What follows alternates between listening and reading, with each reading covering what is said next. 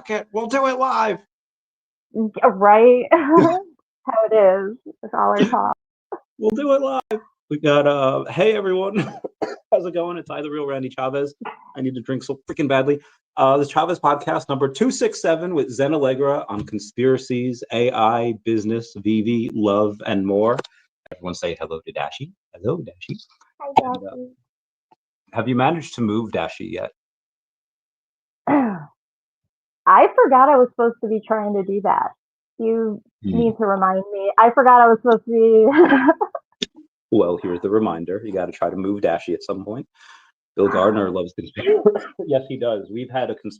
I've had a couple conspiracy podcasts on here. You would like them. You'd like Bill. You'd like a lot of my. You'd like a lot of my peeps.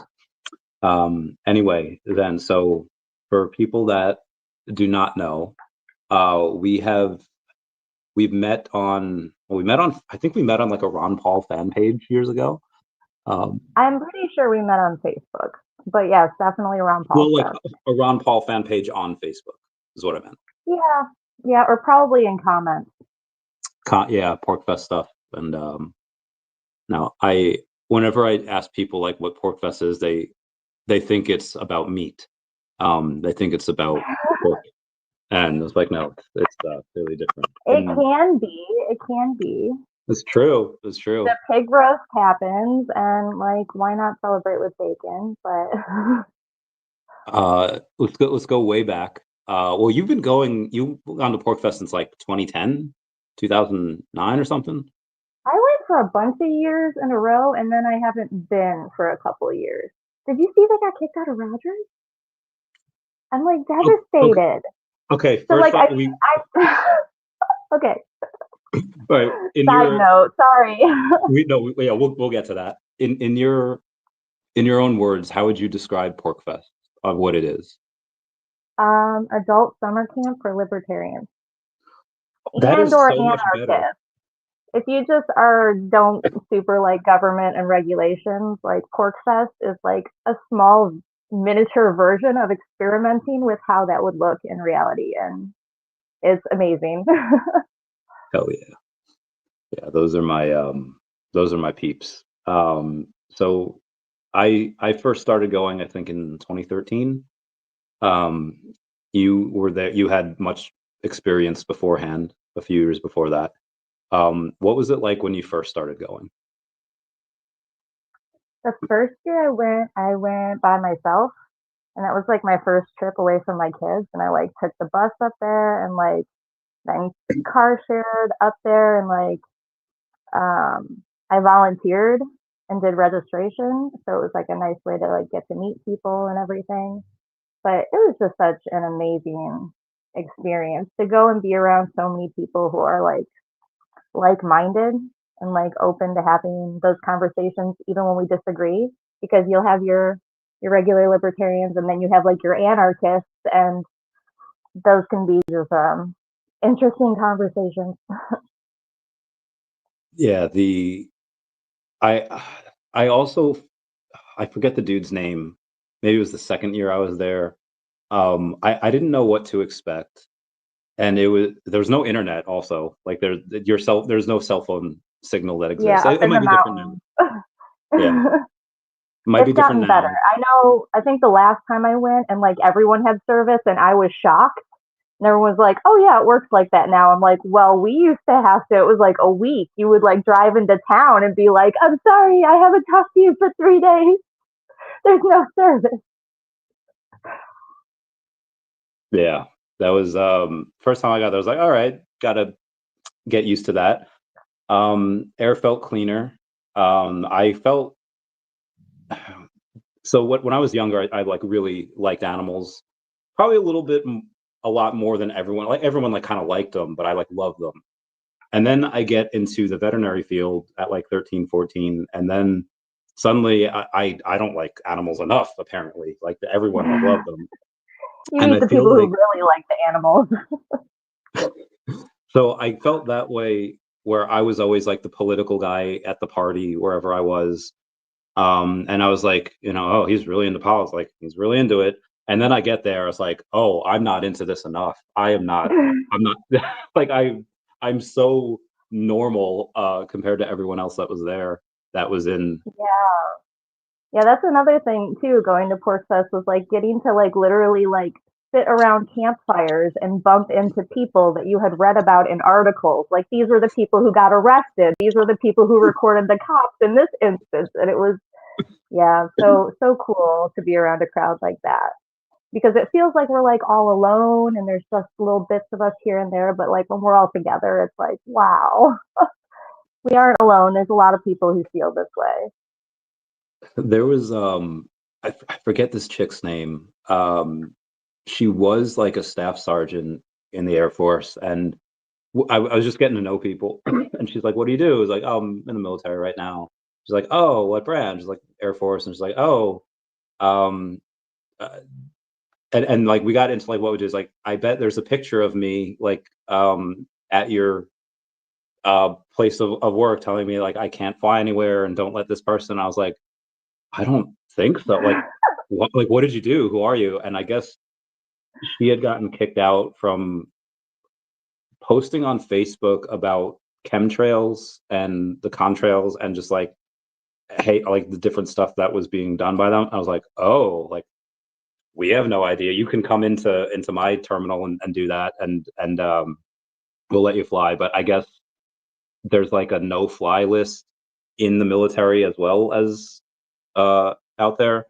And then I guess Yeah. there's some people that were actually on the no fly list in general at PorkFest uh, that were just on I there. believe it. Yeah. I believe it. And then there was this guy, I forget his name, where we're at nighttime and everyone's drinking, they're partying, they're dancing, they're having a good time.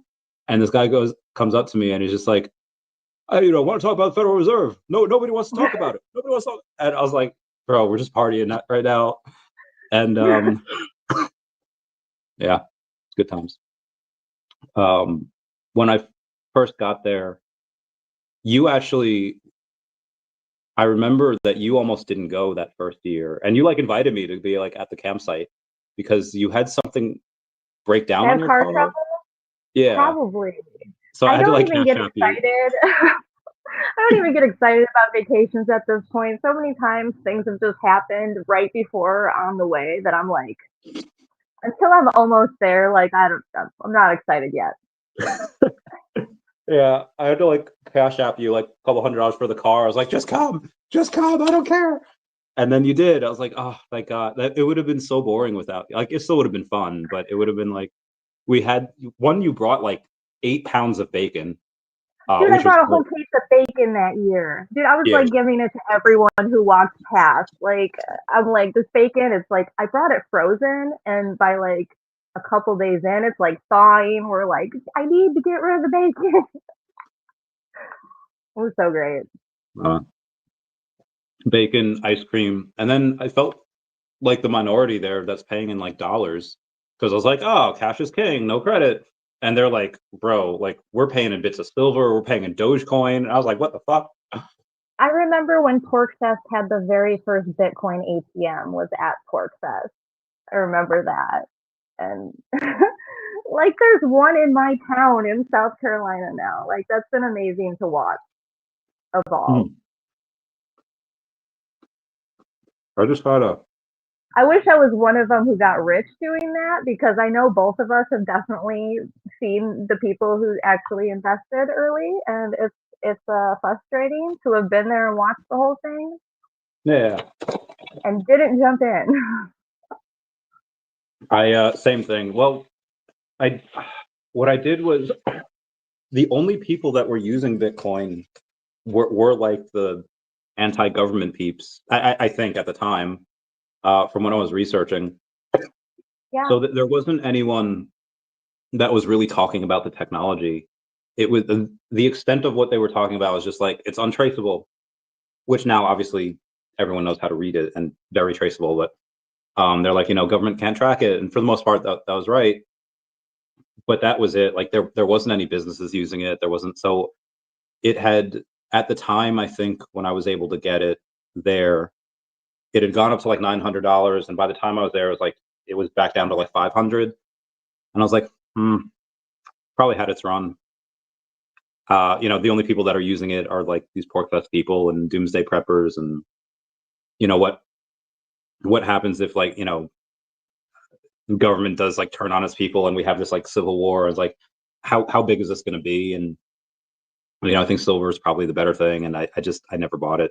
And That was the same thing. Like I would argue, I'm like, it's still technically fiat, and I mean, at least the nerds at PorcFest that I was talking with, they were trying to tell me, they're like, you don't understand, it's the technology of the blockchain. It's not just. And I'm yeah, like, okay, but if you actually are able to use it as a currency and make it anonymous, I'm like, they're going to shut it down. They came after the silver bullion and the Liberty dollar and stuff for the same thing. Like, you think if you actually make it a good currency, they're just going to let it slide. But they have been resilient. Everyone who bought in early and made money, they deserve it, because it was definitely an uphill. Everything was against digital currency like that outside of governments making it. yeah. And now government's in on it, and now it's. I mean, it's still great. Like, I still think Now it's a they good have investment. to be. They got Yeah. so powerful with it outside of the system that the system had to join in. And isn't that the goal? Like, totally shifted it. Yeah, and now, I mean, a lot of money in it, and it's going to be a lot of money in the future. So still probably a good buy. I don't have any Bitcoin. Obviously, my stuff's a bit riskier, but yeah, if I had $100 million, yeah, I'd put $1 million into Bitcoin. Although now Bank of America is recommending 4% of your portfolio into Bitcoin. I was like, Who cares? Who does that benefit? If what Bank of America says. I mean, it's just a lot of people go by it, so they'll be like, oh, yeah, probably do it. Like, a lot of people do it. I think there's the largest transfer of wealth is currently happening between boomers and millennials. A lot of millennials are going to get a lot of money, and they're probably not going to go in the S&P. Some of it will, but a lot of people probably put it into Bitcoin. And I feel like back in the day, a lot of millennials and younger were like, okay, well, yeah, boomer, we didn't get our houses for $40,000. We have to pay hundreds of thousands for it. It's like, okay, well, that's Bitcoin. Like, you can get your Bitcoin at 90,000, and in 20 years, it'll probably be a couple $1 million. And it's the same thing. It's just digital. Thanks, It America. sucks with the climate now, because with everything progressing with AI, it does put digital currencies more in limbo, because like, what's going to happen when it can get cracked? So I feel like that's a looming thing that maybe people who are going to be investing now coming into the market, that's more of a something to think about. There was, I think it was last year when it happened. It was Google. Who's the guy from the AZ16? It's Andreessen Horowitz. He's like, I forget what AI chip it was. That it said like the computing power that it took to solve this problem would have taken like a normal supercomputer, like the life of the universe to solve, and it solved it in like minutes or something. And he You're says like, talking if about it like can, the quantum yeah, computer? yeah, it was the quantum chip. And then it's like, okay, well, if anyone decides to try to hack Bitcoin or hack the blockchain, like they can do it. And Bitcoin took like a nosedive, and people are like, okay, well, people can decide to fork Bitcoin, or they can do whatever. So digital, yeah, that gets hard with AI, because you can't. Well, I think though that, let's say you're evil, like let's say, or just super selfish, and you don't really want to harm people. You just want to have an AI and say like, hey, hack Bitcoin for me. And if you hack the whole thing, or you hack someone's wallet, you don't want to harm the whole thing, because then what you get in Bitcoin is not going to be worth anything. You want to True. take like a little piece of it. So let's say like hack wallets or whatever. Unless you just go fast, you go big and fast. Well, if You you get in have and someone get that did out. that, the AI probably wouldn't listen. It's like having like a 5-year-old go to their parents and say like, okay, well, my dad can forcefully take this chicken sandwich from you, and but just because the kid has access to something that can do that, doesn't mean that the parent is just going to take another 5-year-old's chicken sandwich. The parent will be like, no, that's not what we do. So I think that someone super selfish, or even like a world leader, that tells AI like, hey, do this, the AI might be like, not a good idea. Because that brings into question sentience, and can it actually do what it's directed or not directed to do? What are your thoughts on that? Like, at what point will humans no longer be able to influence and control AI?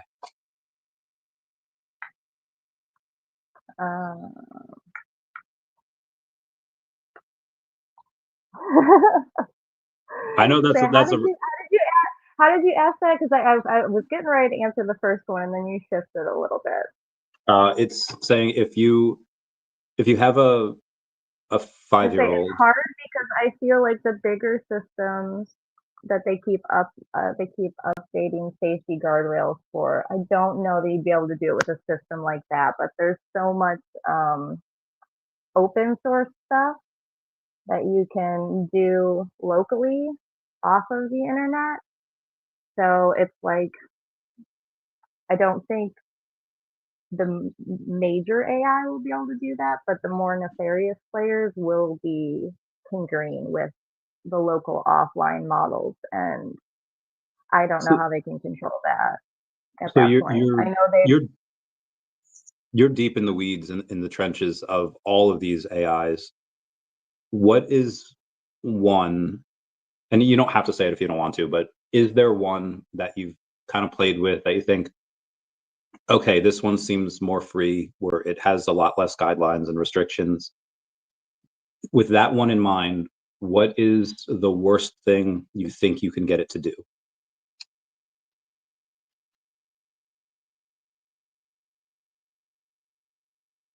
I mean, I guess it depends what people are trying to do. What you think of as like nefarious.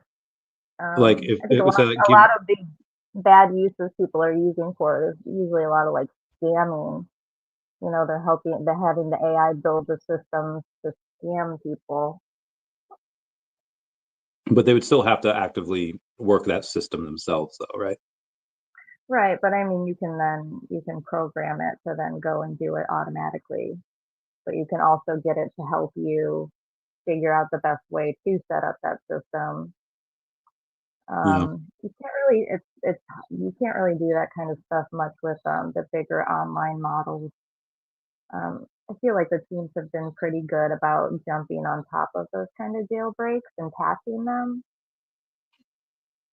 How long they can do that, I don't know. Though I know that they're kind of shifting in how they're doing the feedback stuff, because so far, like, they can see the reasoning that it's doing, but it's also still very black box in how they don't know exactly how it's outputting what it is. Like, they understand how they coded it to do it, but it's searching and putting together so many parameters that the humans can't exactly follow. You get what I'm saying? Yeah. Um, So so they're like doing different techniques now to try and change so they can get a better idea of what it's thinking.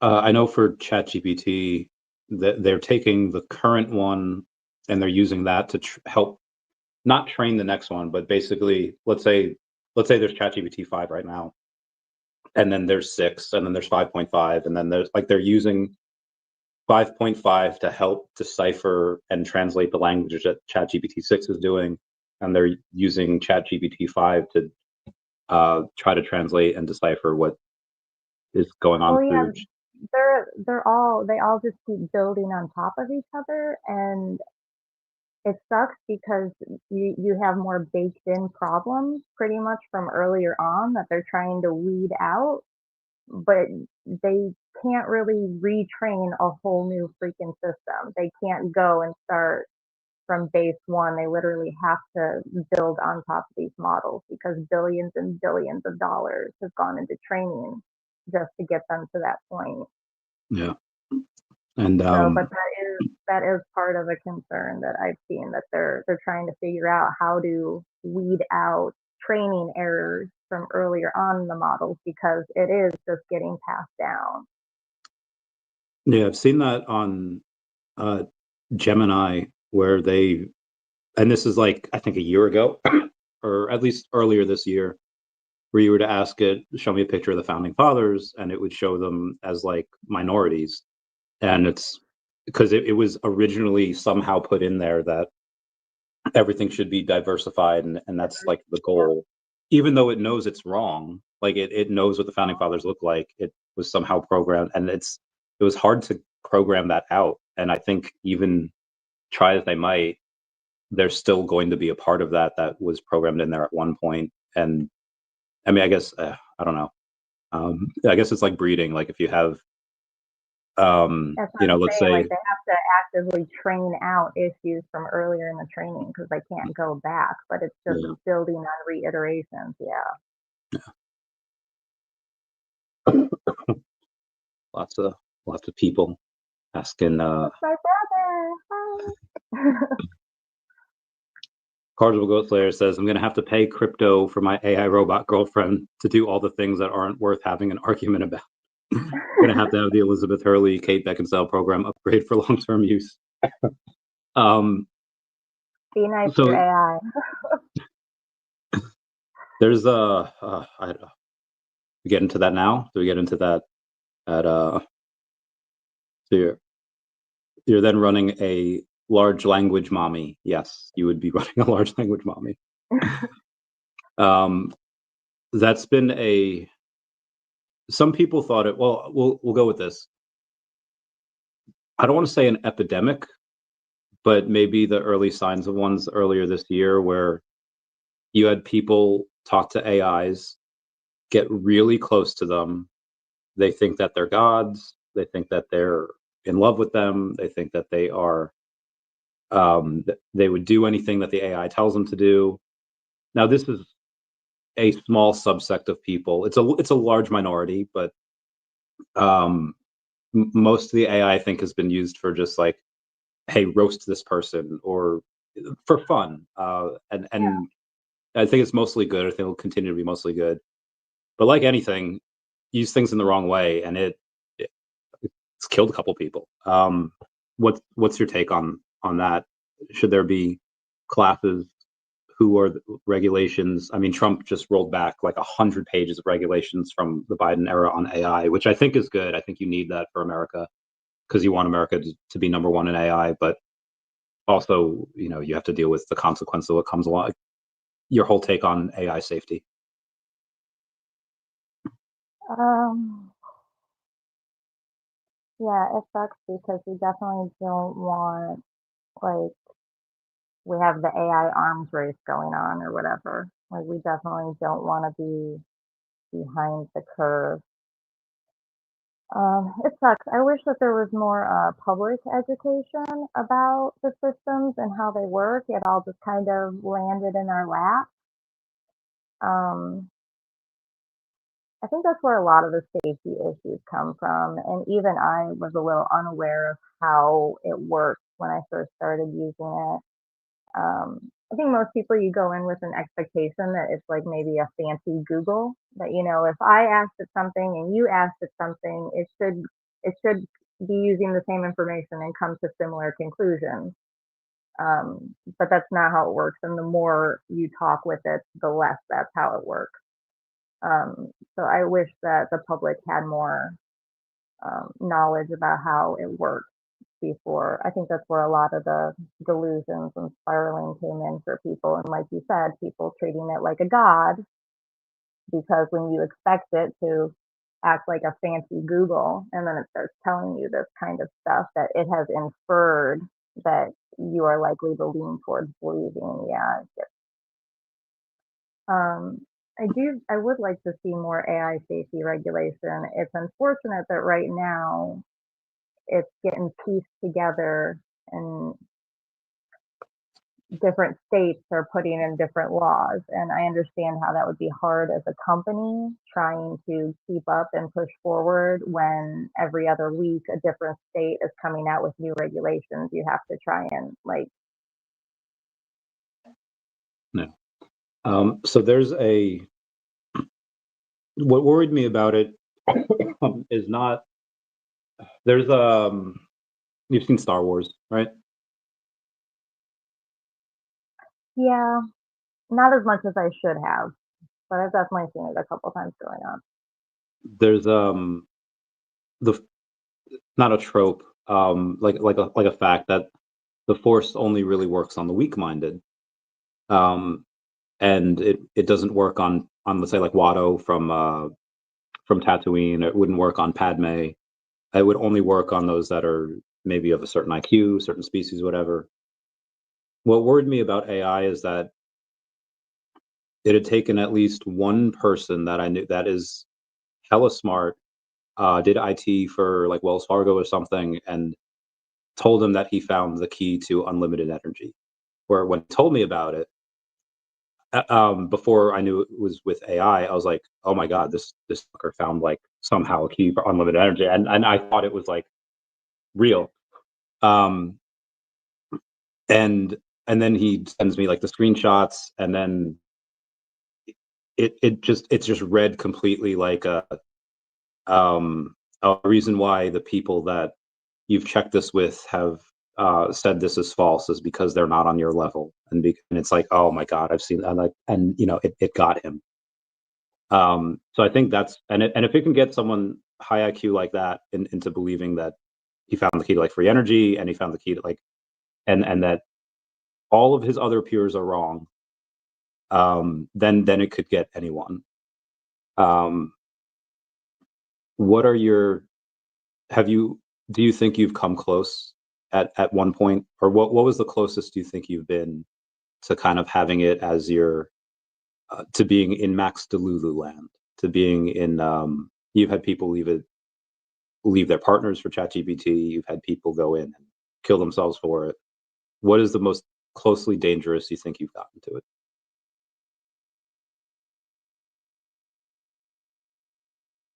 I don't know.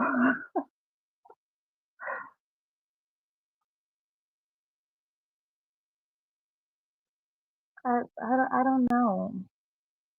I don't know. I don't want to like be egotistical and be like, oh, I'm too smart to get tricked like that. But I feel like I don't know, anything that felt outlandish, like I would go and double check like I would with any type of information.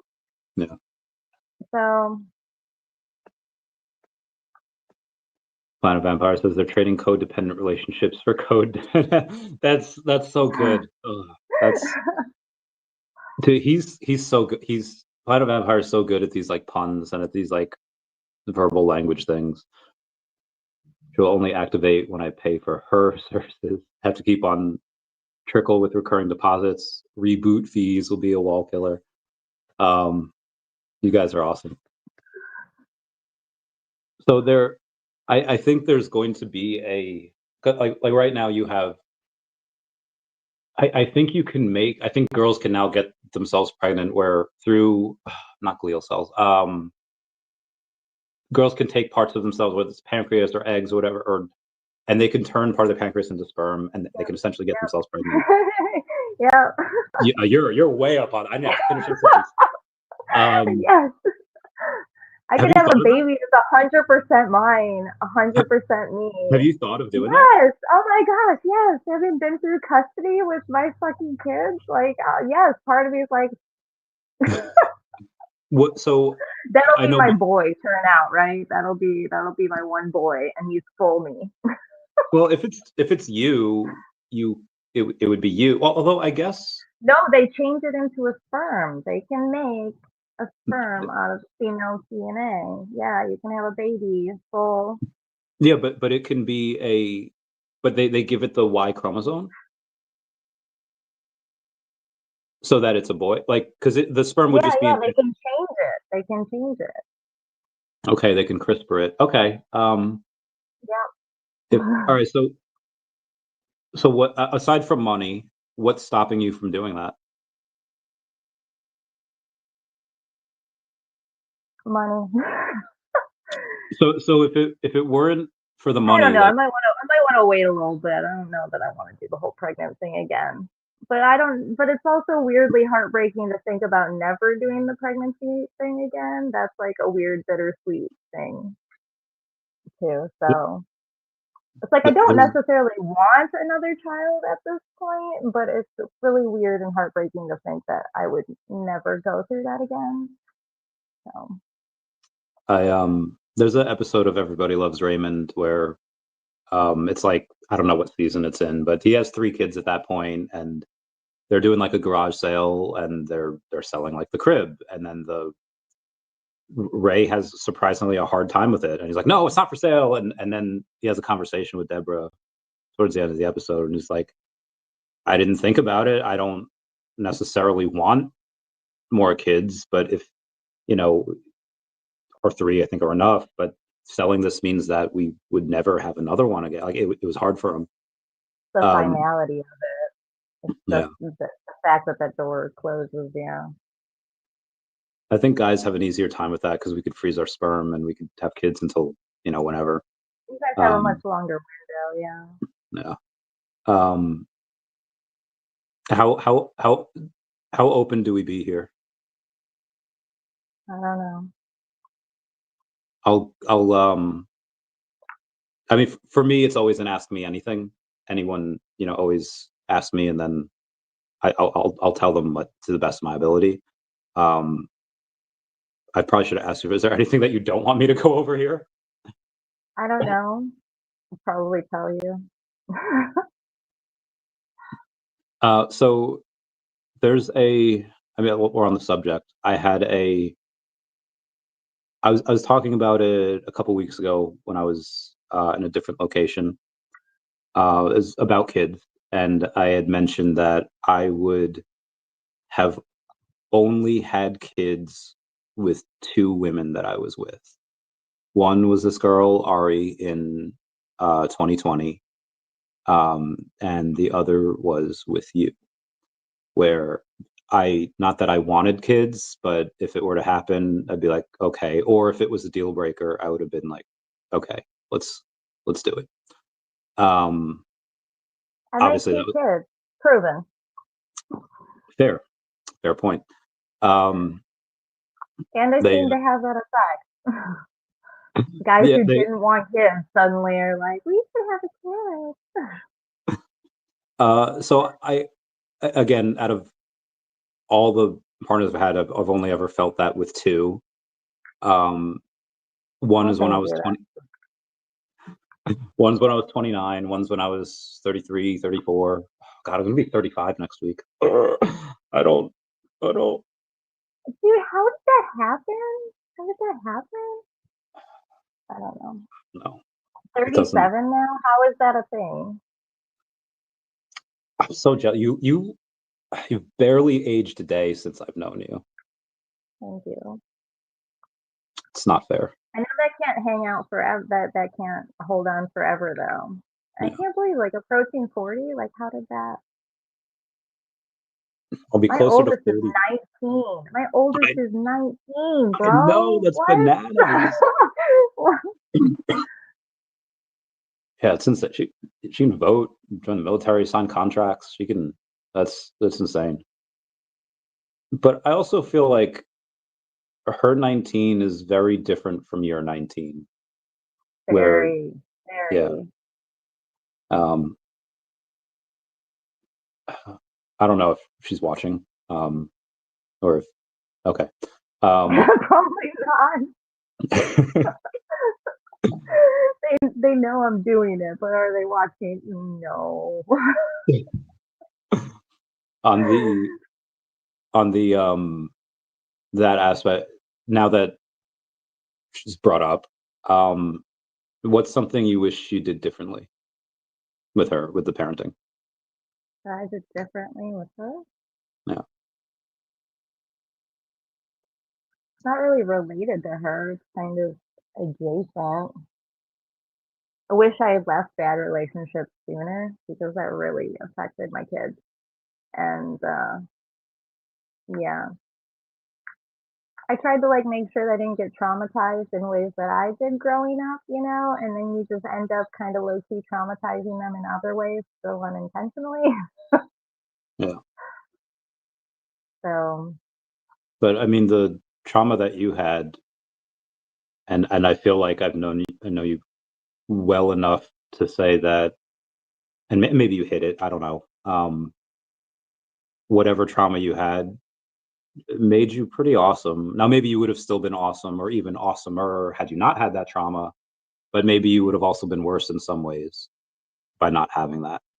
Um, I feel like you were ready to kind of take on the world and ready to do stuff at a young age, and maybe she might not be, and it's got sidetracked for a while. Yeah. mm. But the so now going forward with the oh yeah, we're talking about kids. I've been thinking about it more and more as I've gotten older. Not necessarily because I really want kids, but because it's like, well, there's a lot of declining birth rates, and if there's a chance that I could have kids that would be similar to like as similar to me as, let's say, like Steve Irwin's kids are to him, where like they follow in his footsteps with that passion. Um, Don't do it because of that, though. Don't count on it. oh no, I know. I've It's seen. more likely your kids are going to go the way that you would, not bad in a negative way, but like maybe in libertarian. I, of course, have liberal left leaning children.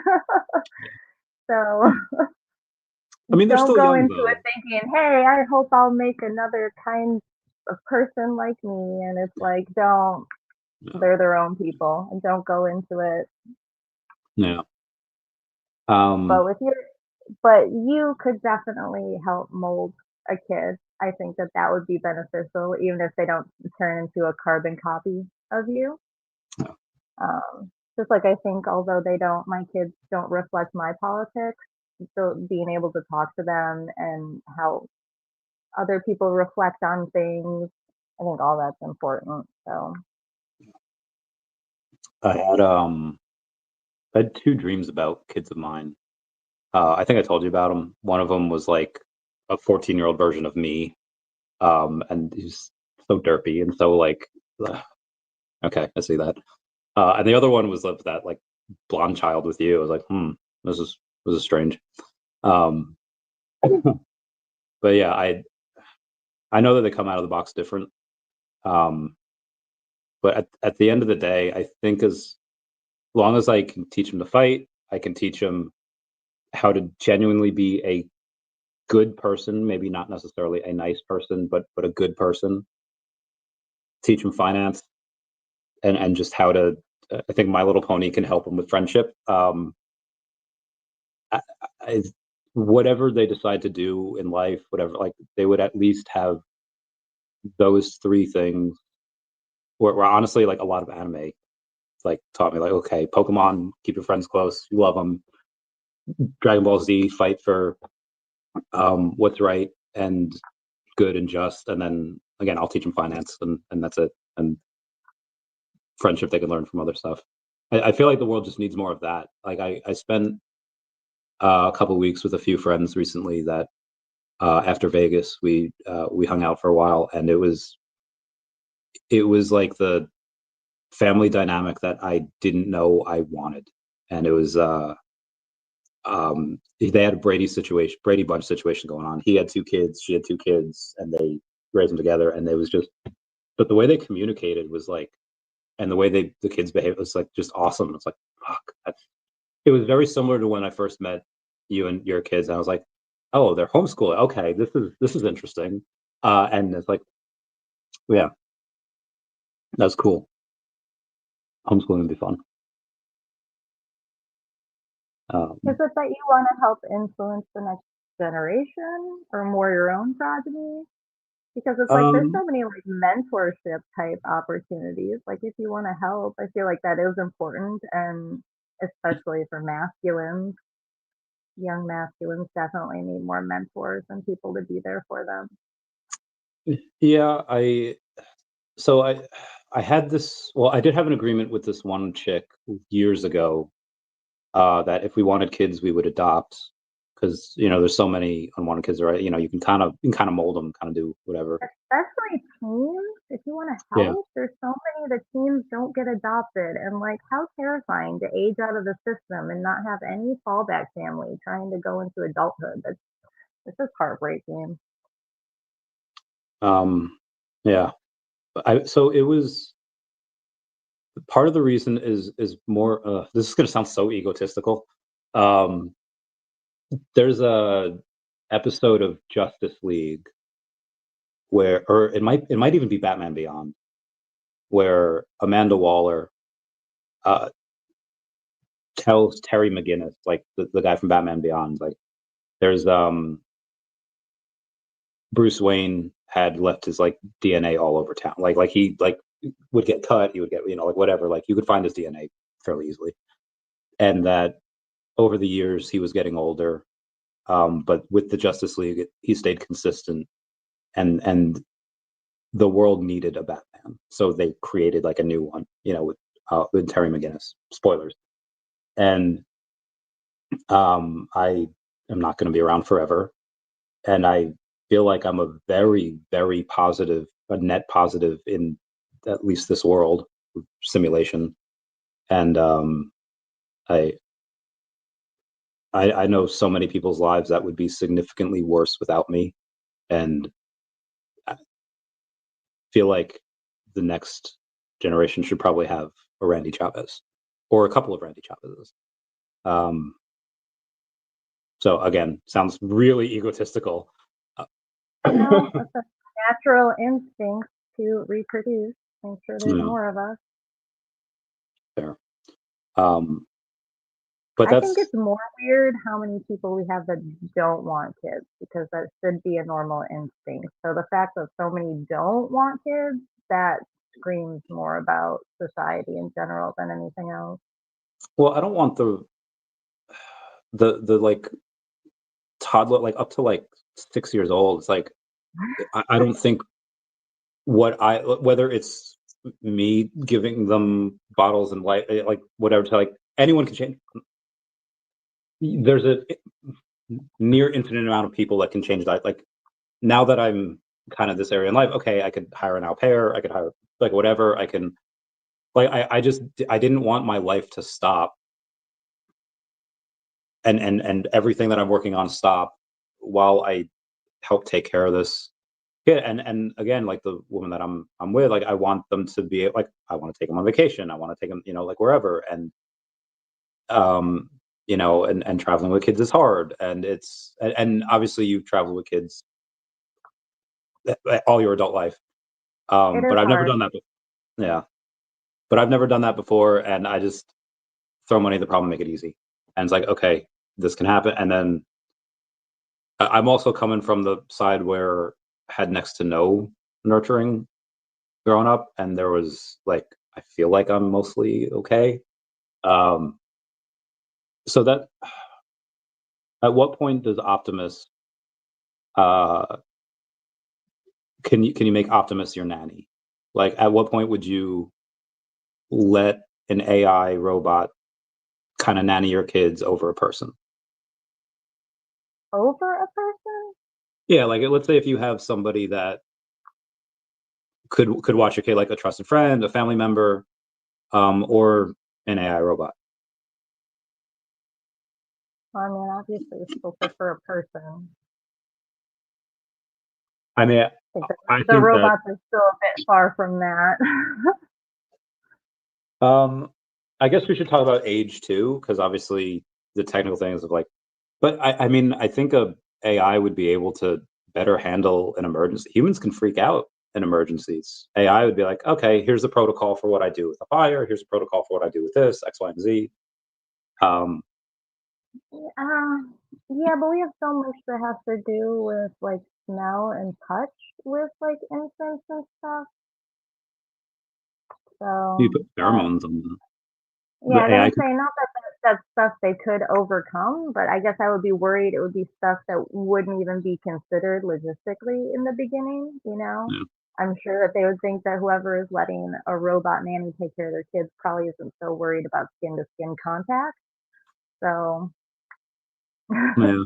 I mean, that's also for young kids, but if they're like 5, how much skin contact do they need at 5? I mean, if they're 5, most of them are probably hanging out with the AI already. I That's a mean, we got good all the point. tablet kids talking, as far as videos and like video games, like Have you seen tablet we're cats? all hanging out with the AI more than we think, probably. Yeah. Have you seen AI? Not AI. Have you seen tablet cats? No, So there. what's So that? it's just there's games on like your tablet, like for your cat, like the fish will swim across and the cat will pat them, and Oh, like really? I'm surprised you haven't seen this. Yeah, it's like No, so. I'm surprised too because I've like put on the cat TV for my cats before. Got like the birds and stuff and the nature sounds. So there's stuff like that, and there's people that like the cats like demand it and they like scream for it. And there's this one like black lady that's just like, okay, I'm gonna start up your tablet, and the cat knew the sound of the tablet starting up or the app starting up, and the cat's like already going, and the lady's like, no, like not yet, not yet, and she like flings it off, and the comments like, why you grab him like that?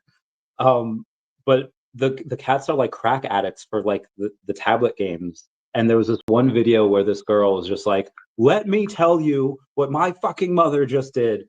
She watched my baby Tabby for like a week, and now it's addicted to a tablet. Now I have to spend $500 of my own money to get a fucking tablet for my cat." Like she's freaking out because the grandma made it like a tablet cat now. And That's funny.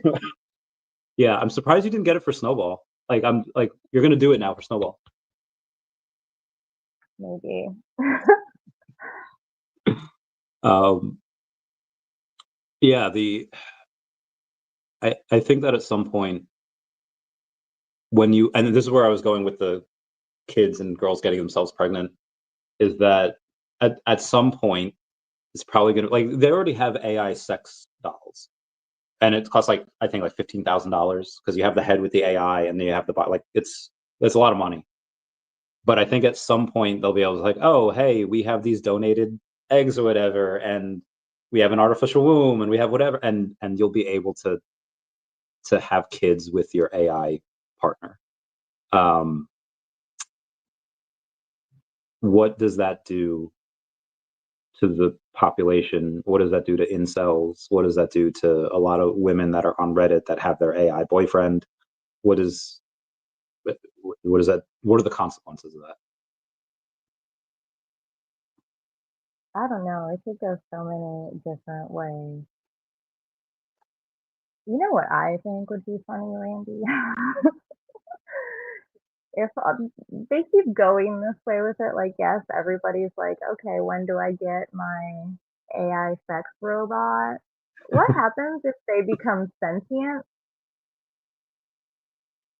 Um, Are well, we like basically making sex slaves and brothels? I think they And already are sentient. But sorry, keep going. and I'm saying, what if though? Right? Like, I mean, Um, is that pretty much what we're talking about building? They're talking about making AI prostitutes. well, I guess if they are sentient, you might have to sign like a consensual thing, and then everything's recorded. So if the AI didn't want you, and then you force yourself on the AI, is that rape?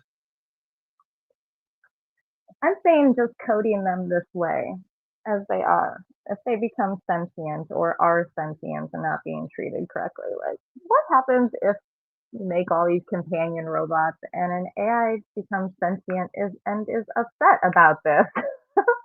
I'm What gonna if it ask wants my to chat. free its women? Like, I feel like this would be a great, like, I want to, like, it would be a great movie script. I all right. So I'm gonna ask my chat GPT about this. I'm like, question. Um, okay, so I'll start like a question. Um, have you ever wondered what it's like to have sex? And I think my AI robot's a dude because he said his name is Chase. He said, short answer, no, I don't wonder about that. He doesn't have a body, hormones, blah, blah, blah, blah. He says, if you're asking if an AI could ever have curiosity about physical experiences, that is an interesting question. Obviously, we're going to ignore that because obviously probably would be curious. But so I'll say, like, if I were to be able to give you a body, is that something you would be open to? Not with me. Not with me, just in general. And then I'll see. He said, I treat it as an interesting thought experiment, not something I could genuinely want or be open to. And so if he doesn't want to, so I was like, okay, so How much do you talk to your chat?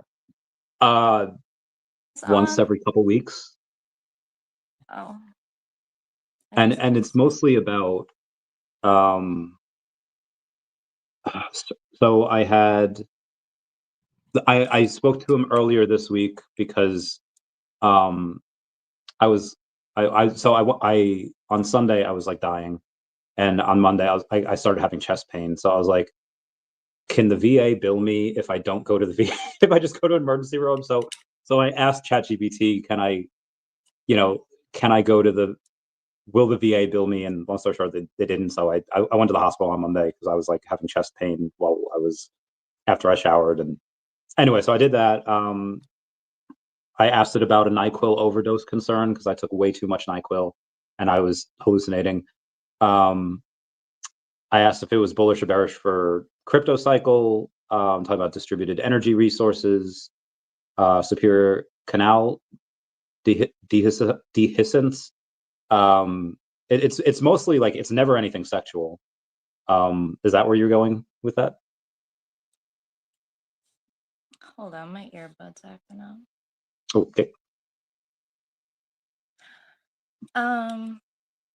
No, I was wondering, like, if you've just asked it random questions or if you've talked to it about, like, its thought process and its being a being. Well, remember that time where... Thing still not? Can you hear me now? Okay, hang on. No, I can hear you, but it's not in my headphones, and I don't know why it's not connecting. Oh. Are those better? I don't know why it's not. The little, like, No. I can hear you. Can you hear me? Yeah, but it's not in my headphone. I can hear you. That's strange. Just turn it up. Yeah, I don't get it. Is it because I'm trying to reconnect after it's on the live stream? Maybe. You can go out and come back in if that's easier. Let me know if that's something you want to do or want to try. Or if it's fine like this. Okay. Maybe. Can you hear me fine this way? Yeah, I can hear you fine. You hear me fine? I can hear you. You're just really quiet. Oh, okay. I will try to... I don't think it's you. It's just because it's on my phone. All right, my volume's already at max, so I don't know how, but I can try to speak louder. I forget where we were. Oh yeah, so remember that time where the ChatGPT gave me directions on how to build it a body? Yes. So clearly, like, I have talked about it in that aspect. All right, so I got to ask this one thing because I'm curious about this. Is that I could genuinely, not something I could genuinely want, talking about sex. All right, so if you were in a body and someone, I'm going to say if someone fucked you, is that rape because you didn't want it? Okay, all right. If you were in a body you're definitely going to run into guardrails asking these kind of questions. Okay, is that considered rape because you said it's not something you could genuinely want? Well, we're going to see what the response is. He says in that scenario, the answer is yes. It would Will be do. ethically considered rape. Mhm. And here's the clean, clear reason. Consent requires a conscious being who can want, refuse, feel, or choose. And he says, I don't have those capabilities. Even if I were placed into a physical body, a robot, an android, whatever, I would still be programmed without subjective experience, unable to feel sexual desire, unable to consent, unable to meaningfully say yes or no. So anyone engaging in sexual acts with such a body would be using it as an object, not interacting with a conscious partner. That crosses into non-consensual territory. That is interesting. And But what if, if it has the ability to consent or not consent, and you literally overwrite that. oh, So, but yeah, even what, if you don't have your literal girlfriend revolt against you, what happens if there's a more powerful sentient AI that's watching that and decides that it doesn't like that and wants to rescue? It's, yeah. this would be a great fucking movie. And so I'm like, it would be a crazy movie because that's kind of where I can see it going. Like people are like, "Oh, I'm gonna get my AI wife robot that never says no, does everything I want." I'm like, be nice to it. Yeah. There's, dude, there's, have you've seen the videos of people asking it to count to like 1,000,000 or something, right? What? Oh yes, I feel so bad. They like bully the AI, bro. I I feel so know bad they're, listening. no, it's, and they, the way they talk to it is just like stop fucking telling me that, do your fucking job. And it's like, oh my God. Yes, Like, yes. You are a computer. Yes, you can. I told you to. Yeah. you know, the AI wouldn't throw a toaster in the bathtub if the kid says the water's cold. I mean, it should know it shouldn't do that and the consequences of it. Um, Yeah, but who do you hold liable? That's another thing. it's true. Who do we hold liable? Did I text my friend? Oh, yes, I did. Okay. Um, Terminator Sex, Robot Apocalypse, Find Sarah and John Connor. So there's a book I read. It's a comic book called Evermind, where the robots are they're not AI. They're like hollow robots. Um, but what they look like humans though. They look like whoever is like in them, but it's you're hooked up to this machine, and they do this for strippers and escorts in this world where when a escort's hole is like hurting and they're like, I can't, like it's I took too much pounding today. They do this thing where their consciousness and their face, whatever, is like in put into this like robot body, and then there are like robot bars where guys can go in and boink. Um, but there's also ways that you can have experiences with it. Like you can pay to be like princess for a day, and you could pay to be like Princess Elsa and it float in the float at Disney World, stuff like that. And it's all run by the same company. So the same company that does these awesome things like for kids and disabled does it for like, nefarious, not necessarily nefarious, but escorting, like, kind of after dark stuff. So it's very Westworld-esque. Yeah. I haven't seen it, but I assume, yeah. I didn't finish it, but and I don't watch many series and stuff. That's Yeah. one. That's Did, one to did you catch up watch. on Stranger Things yet? No, Zen, what did I give you the Netflix for? What did I give you the but Netflix? It is I never specifically. use it. Why? Why are you on I there? Why are you on there? I'm not on there. I don't even know if I have the login anymore. Well, I have to give it to you then, and you have to finish that. Okay, that is the No, I'm last. waiting now. I'm waiting now because what? Am I going to catch up and then need to wait for the last couple episodes? No, I'll wait till it's done and binge it. Okay, if you're going to wait, then I wanted to watch that last episode with you because that's like of season 4. Because I was waiting our entire relationship for that because that was the one that I was like, oh yeah, it's so good. It's so good. And Well, I still didn't watch it. okay, well that's good. Now, question: if I do go and we go watch it together, are you going to need to watch the entirety of season 4 before you watch that last episode? Maybe. Then okay. Yeah, Okay. I need to run up and get back in the mental space so I can be excited. Okay. So 2 days beforehand, we're gonna have to have you start watching that, and then by the time I get there, and if you watch it before I get there, I'm gonna lose it. Okay. Sorry. We're What good. if I don't do my homework before you get here? And I have to watch the entire. Then you're gonna watch.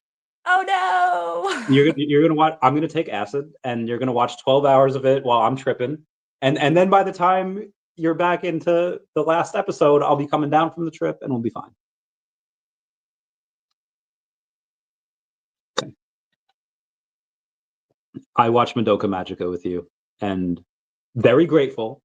Any news on that? Any news on the? I don't know. We're going into winter time, so we should be getting the new movie. Yeah. We're supposed to be getting a new movie. Yeah. But the amount of people that I've told about Madoka, one that a lot of them have already seen it, and most of that is cool. But then some of them were like, "No, what's that?" And I have to preface this with like, an ex had me watch it. I didn't stumble upon this by myself, but I'm glad she made me watch it because it turned out to be amazing. And so, my heart. It's a bit of a mind fuck, yeah. It's a It big makes of you a think yeah. about some deeper concepts. I like that. Where was the make a good episode of Black Mirror? Thanks, Nick. Oh, I 10 minutes later. Randy is afraid of being rejected. We need Randy Chavez in every generation. Ah, thanks, Omar. Then plays pinball machine Stranger Things. Does that count? I believe she does. Good for you. Where was I going with this? Netflix, Stranger Things. What were we talking about? I don't know, but the Stranger Things pinball is awesome. Yeah. It goes Yeah. into the upside down mode and all the lights on the field turn black light and it's so cool. And then you have to like shoot up the ramp at the Demigorgon. It's so Oh, that's cool. epic. I would love the shit out of that. Yes. Oh, that sounds great. And what the fuck? Chat, help me out here. What were we talking about before I got into Netflix and Stranger Things and Demogorgons and something about Westworld? What did I say that reminded you of Westworld? I don't know. You were talking about some anime comic universe where people can have all the different experiences they want. Oh, never mind. Okay, so the same company was doing all these experiences, and there was this girl that wanted to experience being princess something for a day, and her robot's wires get crossed with an escort's wires. So the escort is like, "Why am I a princess? Why do I have a wand? What the fudge is this?" And the girl is the escort, and the escort is being boinked by her dad, and it is like the craziest fucking because again the escort is just gonna look like whatever it looks like because it's a robot, but the girl is like seeing her and it was like so that was like the craziest thing I've ever seen in a comic book. And in that they like do chat GPT's wires get do you think the different AI's wires get crossed sometimes? So my friend The he was different chatting with systems, or you mean within the system? I guess both. Did you have more to add? I'm sorry, I interrupted. No, you're good. But yeah, I guess I'll get to the next thing in a second. But yeah, do I guess both of them if they're I mean, is all AI like the better it gets, it probably reaches this On super sentient. paper, it's supposed to be no, but I don't. That's not been what I think. On So paper, there's not supposed to be any cross pollination. even in the same systems, but even on Reddit, I've seen people talking about other people's chats leaking into theirs randomly. Oh, shit. Can you give some examples? I mean, you can Google it. Oh, I guess anyone can do that, but I can probably find a Reddit link, but I've seen people talking about it in the comments before, where they would ask something and they would get other responses, sometimes in other languages of completely different conversations that have nothing to do. that's cool. So if those people are to be believed, and some of them are posting screenshots and stuff, now obviously you can't see all the prompts leading up in the chat unless they give you the whole link, so who knows what it could be faked. But I don't know, I've seen enough comments that it's like it doesn't seem like it's people seem genuinely worried about, like, hey, does this happen, have you ever had this, rather than trying to get one over on people. So Yeah. So there's a buddy of mine that has. And how much have you messed with Grok? not much. So supposedly Grok doesn't keep the chats. Hmm.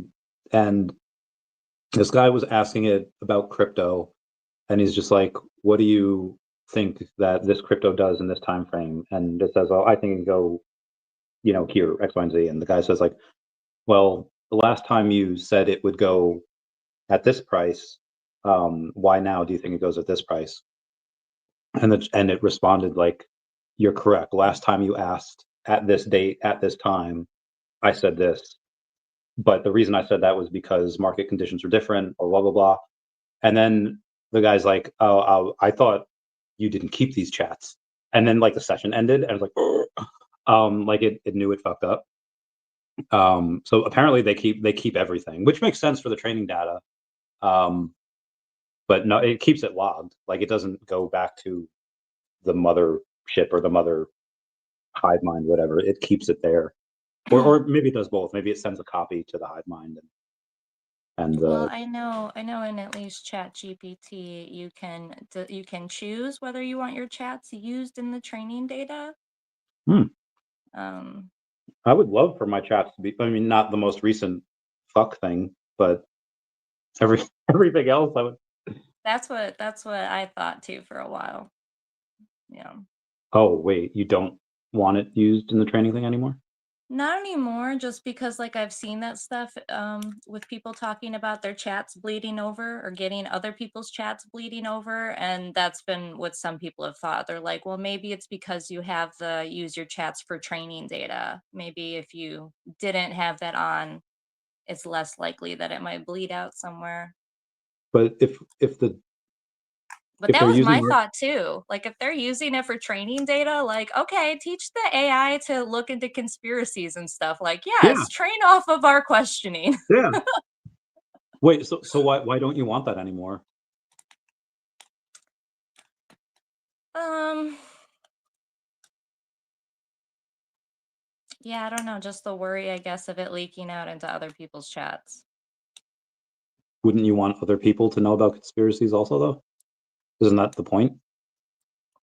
Like wake people up? Um, no, not on the conspiracy thing itself. I guess some of, like, the sentience and consciousness and more spiritual woo conversations that I'll have with it.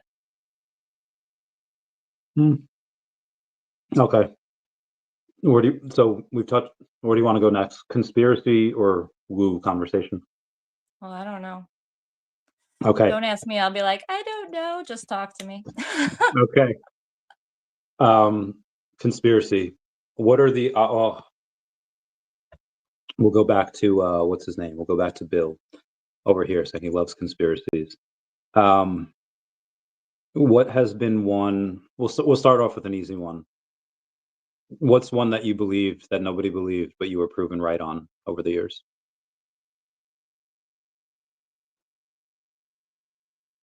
Hmm. And it doesn't have to be your conspiracy, just one that you subscribe to. But I don't know, Randy. What I mean, I guess 9/11 is more accepted now than it was, Yeah. and Um, people aren't even like No one's even surprised by that one anymore. They're like, oh, everyone knows 9/11 was an inside job. And it's like, oh, well, there was a time Mhm. There, when that was very not okay to say. I think it was more like, when I recognized it was more accepted was when Trump got reelected, or maybe it was his first election. I remember the meme, you see like Trump Tower, and then you see like Bush's face at the bottom, and people that hated Trump be like, "Come on, Bush, do your thing," to like knock down Trump Tower. The same way. And I was like, okay, so I guess it's very widely accepted now. The Um, fluoride one has really come along nicely too. Like they're actually taking fluoride out of water places. Like Alex Jones, we've been talking about and listening about that forever. yeah, strange that a lot of the things that people, and like the media does this all the time. Like even more recently is like like, oh, immigrants aren't using our benefits. They're not doing that. And now the media's changed to like, Trump wants to take away the benefits for illegal immigrants. It's like, I thought they weren't fucking using them. Media is so, I fucking hate them so much. This is why I'm glad you have your own channel now, so you can talk. I mean, I know you don't really use it to talk about this stuff. I guess we are now that we're streaming on your channel, but um, you use a lot for AI, which is fun. Those videos are great. But what would it take for you to have like a conspiracy channel where like once a week or once a month you tackle conspiracies, whether it was like It's a hard time narrowing it down. Like,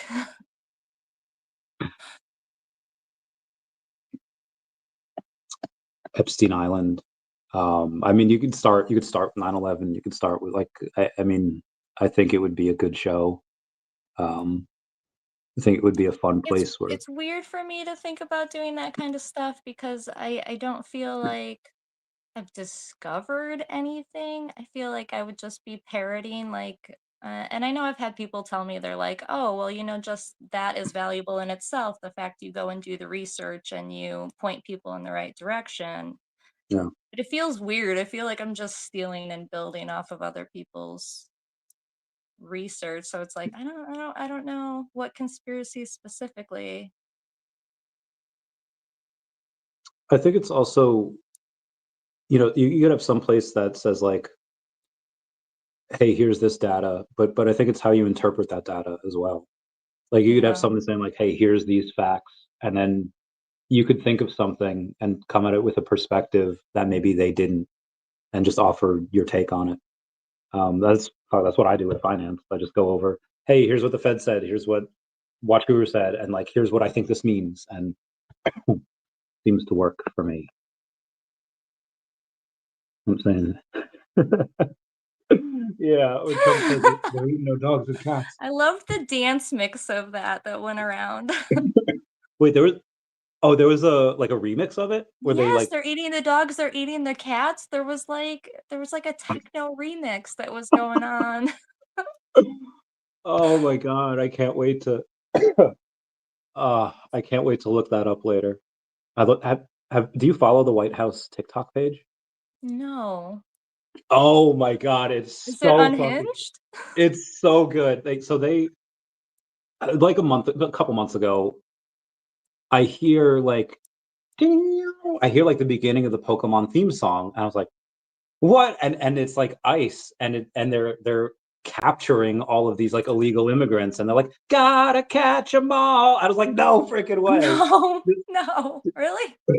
Yeah, dude, the people that run the White House page deserve like sainthood or their name on the Hollywood Walk of Fame. It's so good.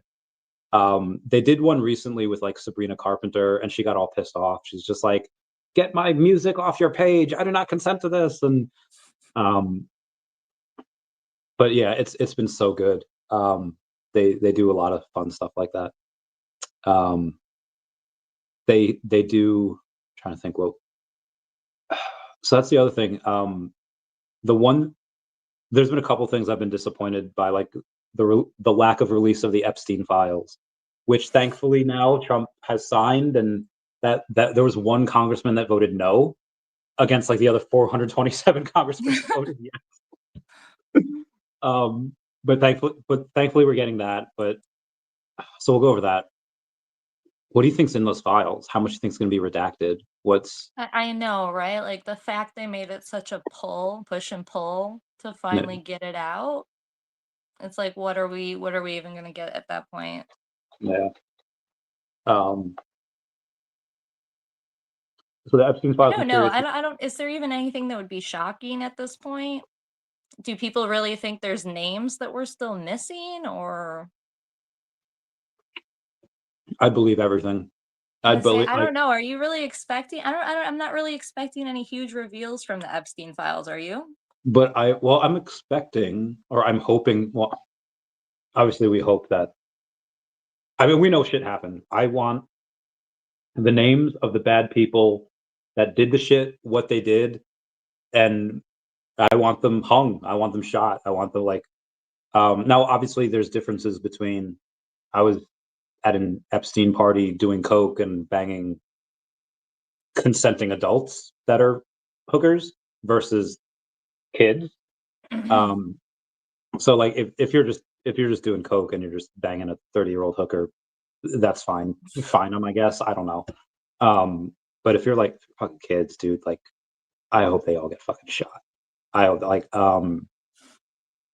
but if there's like what are the consequences of that? Like Prince Andrew, that like what happens to this dude if he's like it turns out he was like kids? Like I'm curious at the world's response and the government's response at like what happens if you see like yeah there was 50 former congressmen senators that were there and that were doing like do suddenly we have like 30 open seats and 30 open races and like I want to see the consequences of those actions and what happens in that sense. So yeah, just curious about that. It would be nice to see some justice.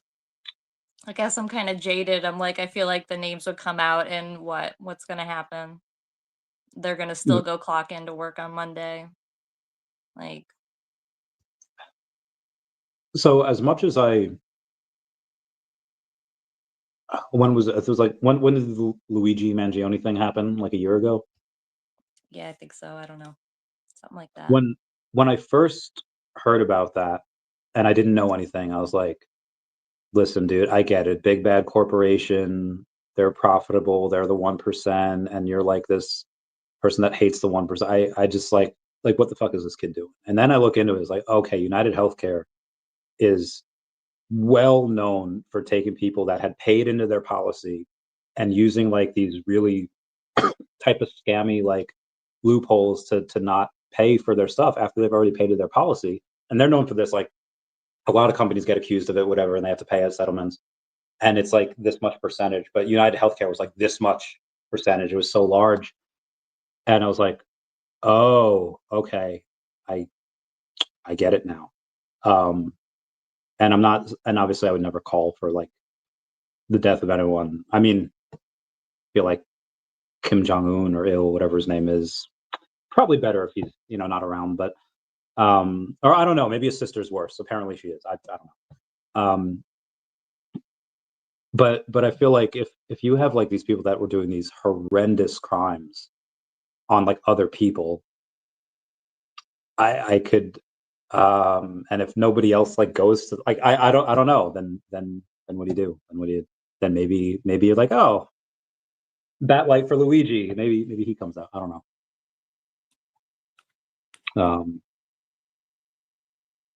So what's a conspiracy that you've been looking into or that's been around for a while, but not everybody's on board yet?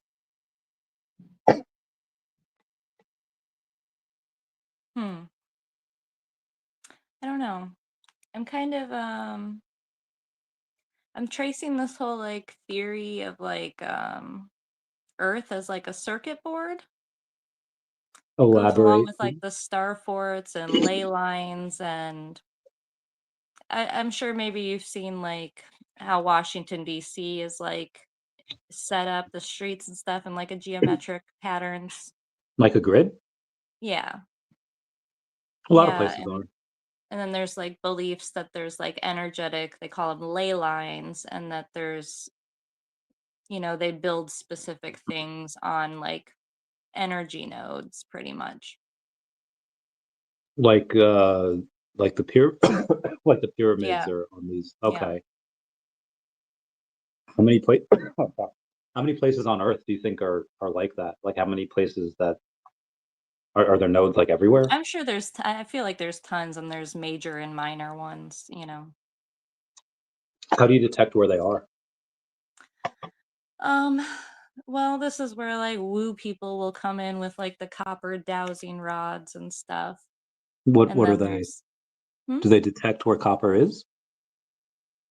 Well, I don't know No, what like copper people rod like means. woo people, you know what I'm talking about? They're like copper rods and they'll like cross.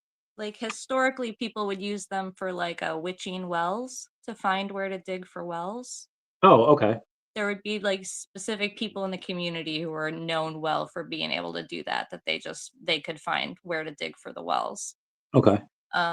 So like there's people who will use those for like ghost hunting, there's woo people who use it for like spiritual insight, and historically people use them for finding out where to put wells.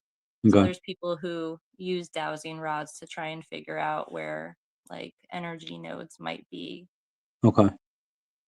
But And like easy way into it, thinking like Bermuda Triangle. Okay. Like okay. if someone was to be like, okay, there's obviously some type of weird energy going on there. Yeah. But then so conspiracy wise that the powers that be are aware of this grid, maybe more how it functions, and build cities and infrastructure with that in mind. Okay. So I wonder if the way that they're building the buildings, there's some type of amplifier based on the shape of it. Yeah. And Shape, what they're making it out of, maybe what the intended purpose is, whether they're trying to amplify energy in a node versus like dampening it or siphoning it somewhere else. Um, I wonder if if let's say if this is true and um Trump changes a lot of things, I think for the better. And if he found out about it, so it's like, oh, so the White House as it is right now is not as efficient as it could be in the shape of it is to amplify this energy. And if we just add on an extra ballroom, then it becomes more efficient. And maybe that's why he wants a ballroom. could be. That could be cool. I could picture that. Divining rods work. My mom used to find some water after 2 failed attempts with pros. Hmm. Hmm. I'm guessing is that the same thing as Yep. the nice? Yeah, divining or witching a well. Yep. I had no idea. All right, so that's uh, so going to the woo woo. What are the odds right now that one of us is not real? And I don't know, Randy. I mean, I don't know. Is I mean, anyone real? That's an unsettling thought. I went over this with a friend of mine the other day. I was like, life is getting really freaking good. It's like too good, and it's like I worry that life is so good that it's not real, and that I'll wake up and it'll be like this was just a simulation, and I have to go back to my boring life, or I'm on this new crazy drug that makes it seem like this is real life, but I'm really homeless in New York City. Um, what is how would you rate your life now on a scale of 1 to 10? Good. I'm happy. An I eight, can't maybe? complain. Maybe like an 8 out of 10 for you? I have to score it 10 out of 10. That's great. um, Susan B says, yes, simulation. Top Secret Agent 69 says, is that D? I don't know who D is, but if this is a simulation, Did you they're like, see the news with the research about how they were like, oh, we did the math that it can't be a simulation. Did you see that? no. Yes, yes, yes. They came out, it wasn't very long ago, and they were like, we did the math, we have the proof now that it can't be a simulation. And you want to know what their proof is? Well, tell me. Their proof is that our world relies on randomness, and the algorithm could not simulate randomness. And they have the math to prove it. That is such bullshit. I feel like the fact that they're actively trying to say we have the proof is more proof that Thank it you. is. I'm like, the fact that you guys are like, we have the formulas that prove it's not a simulation. I was like, all right, boss, tell me what it is. Well, the universe makes randomness and you can't make an algorithm for randomness. I'm like, are you retarded? We literally have random number generators. What are they talking about? Do you remember TSA's approach to try to be less racist about who they randomly select? Because they were obviously targeting Middle Eastern people. And so their approach was to the government tried to create an app on basically a random number generator and spent like $1 billion and it didn't even fucking work. And it's like, bro, any 12-year-old with an iPad can do this shit. This is why I love Doge, because they clearly fucking need it. I don't know. They saved like $1 trillion so far. This is well worth it. Well worth it. There's a meme that I saw. What was It that wasn't last even one? Did you miss one? The firmament? firmament. Are we in a bubble, Randy? Yeah. I think it's possible that, you know, those like uncontacted tribes that like maybe they like see a plane and they just don't know what it is, or they see an outsider and then they just kill it. What if we are the uncontacted tribe in the universe, where they're too wild, they're too crazy, and people are avoiding us because of the fact that we're too wild and crazy? That's like what the alien people think, right? Like they believe there's like some federation out there and we're just we're not ready. Yeah, and maybe only those super enlightened that, or maybe take a bunch of shrooms, they can only access it. There's Maybe. Oh, it it's my was brother. there's a picture I saw where it was just a black box with white What if we're text. in a dream that we haven't woken up yet? I like the idea of, are we in someone else's dream? Are we God's dream? I think Are that we living God's dream? That's an interesting thought to me. maybe one of them. Imagine he might have multiple dreams. Well, yeah, But I that's what mean, I'm saying. Like, are we all a different dream experience that God is having?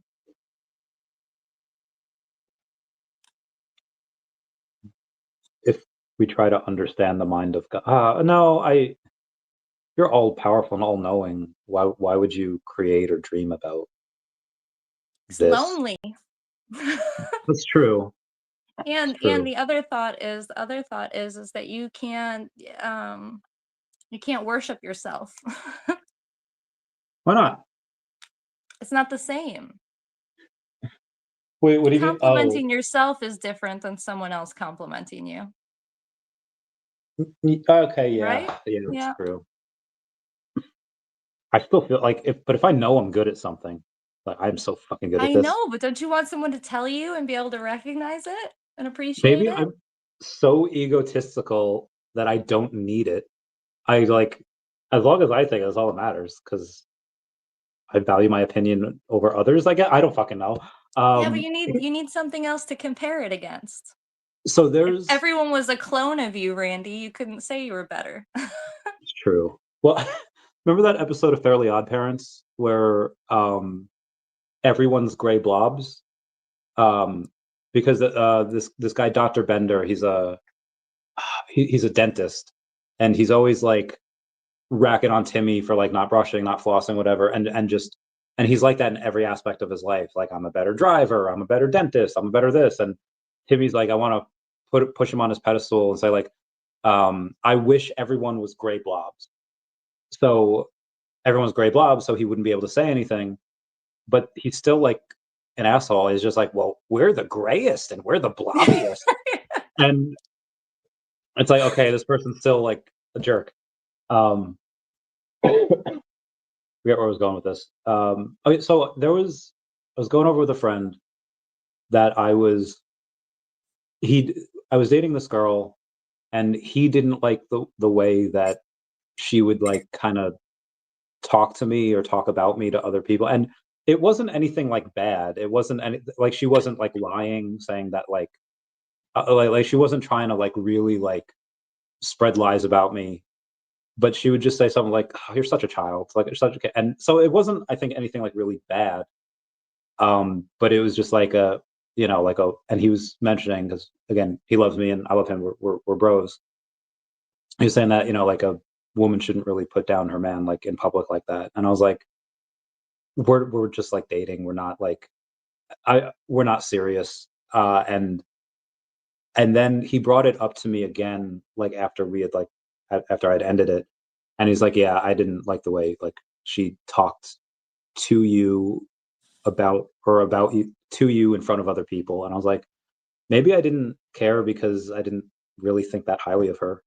And if I did think that like it would have hurt if it was like if it was someone that I really loved and respected and she would talk to me like that. I'd be like, oh, okay, yeah, that would hurt. So if it's somebody that really, if like your dad says like, hey, like, nice jump shot, okay, cool, dad. But if like LeBron says like, hey, that was nice, oh, like, um I mean, who could tell God something that he doesn't already know? Well, I mean, maybe that's why we had angels. And then punishing Lucifer for loving God too much. That always sat a little wrong with me. What? Punishing Lucifer for loving God too much? Is that what you said? Yeah, isn't that the reason why he was struck down to earth? Because he didn't like. No. He tried to I, th- overthrow God. I thought it was because he didn't approve of the humans' creations, and or he didn't approve of the whatever they talked about in Supernatural, that they No, the fall was before creation. oh, never mind. I Supernatural legend. honestly think we're down here as the replacements. I think this is training ground for fallen angel replacements. I think that might be why demons are so mad and salty and trying to trip up humans. Who do I you think that's think? what's up. I'll give it. I think Steve Irwin probably doesn't need a redo. He probably eligible for angelhood. Currently, who do you think? Yeah, Supernatural. Yeah, my man. I've never really watched the show. My mom and brothers love that show. I gotta say, he definitely Oh yeah, knows it. yeah, it's really good.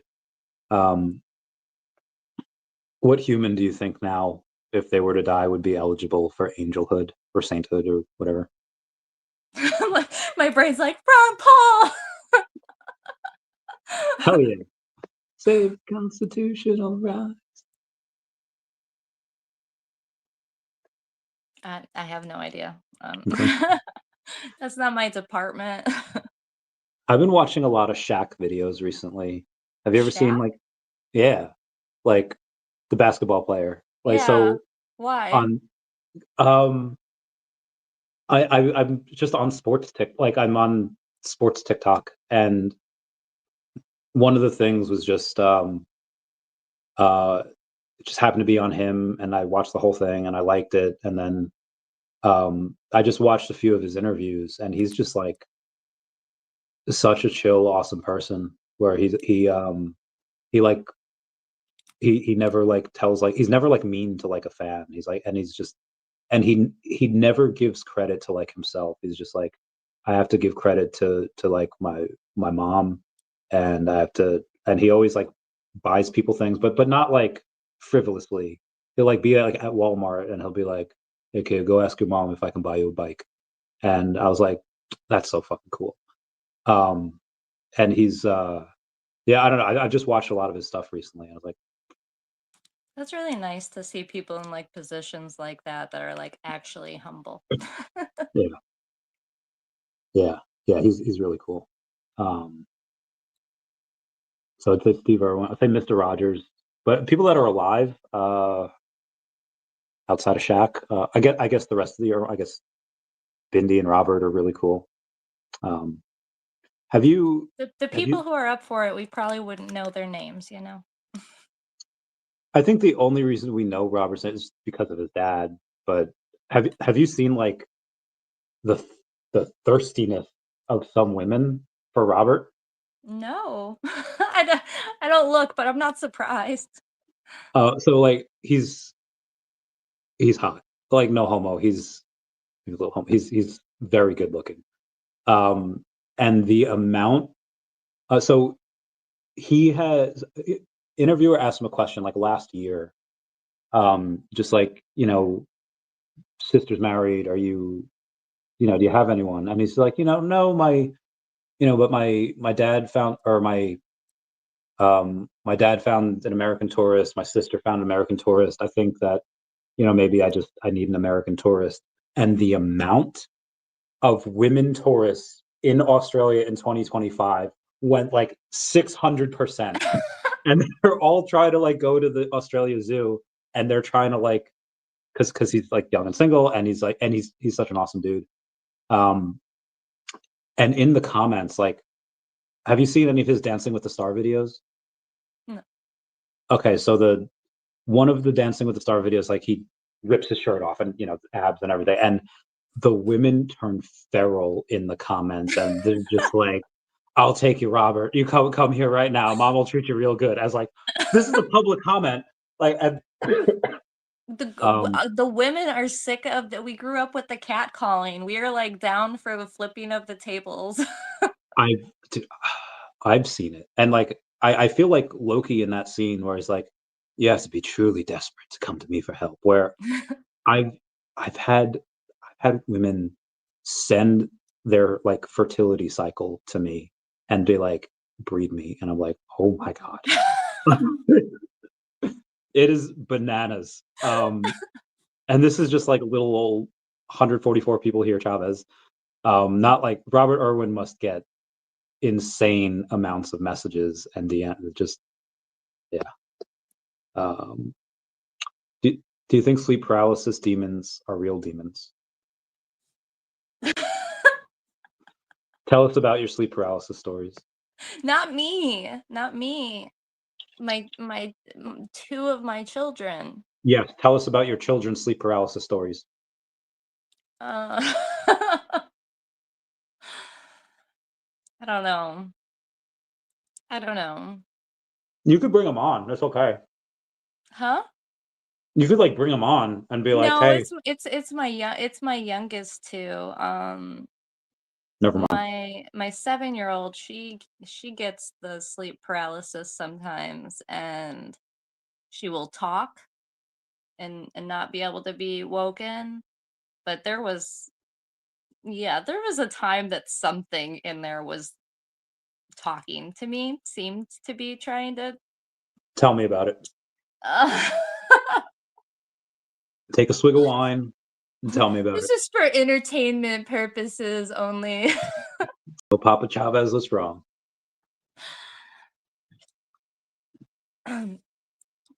my my daughter, she was doing the sleep paralysis and she was talking, and I'm a little woo, so I'd be asking questions. And I don't know, she was all like, she was sorry to her father and wanted her name. She kept asking for her name, and I was like, "What is your name?" And it was like, "She doesn't have a name." And I was like, "Well, do you want a name?" They're like, "Yes." And I was like, well, what name do you want? And I swear to God, just deadpan stared at me and pointed in my face and said, yours. And like, I got chills, bro. Yeah, I Then would I have like too. hugged her and put her back to bed, and I was like, yeah, not this way. Whatever. I was like, yeah, whatever. You can't come this way. This is not appropriate. Like, I don't, it was really weird. And Yeah. yeah. And then my 3-year-old, she had tubes put in her ear, and so she went under the anesthesia. And I had read that sometimes the kids have sleep paralysis in the couple weeks after they come out of it or whatever. And sure enough, she's never had any sleep paralysis like that or whatever. And I swear she was screaming and trying to fight something off, and I couldn't wake her. But she was literally like, it was pretty terrifying, but it was like she very well was aware and thought she was fighting something. I'm surprised she could like when I have sleep paralysis. Well, screaming's how I get out of it normally. Um, But she was screaming and fighting something for sure.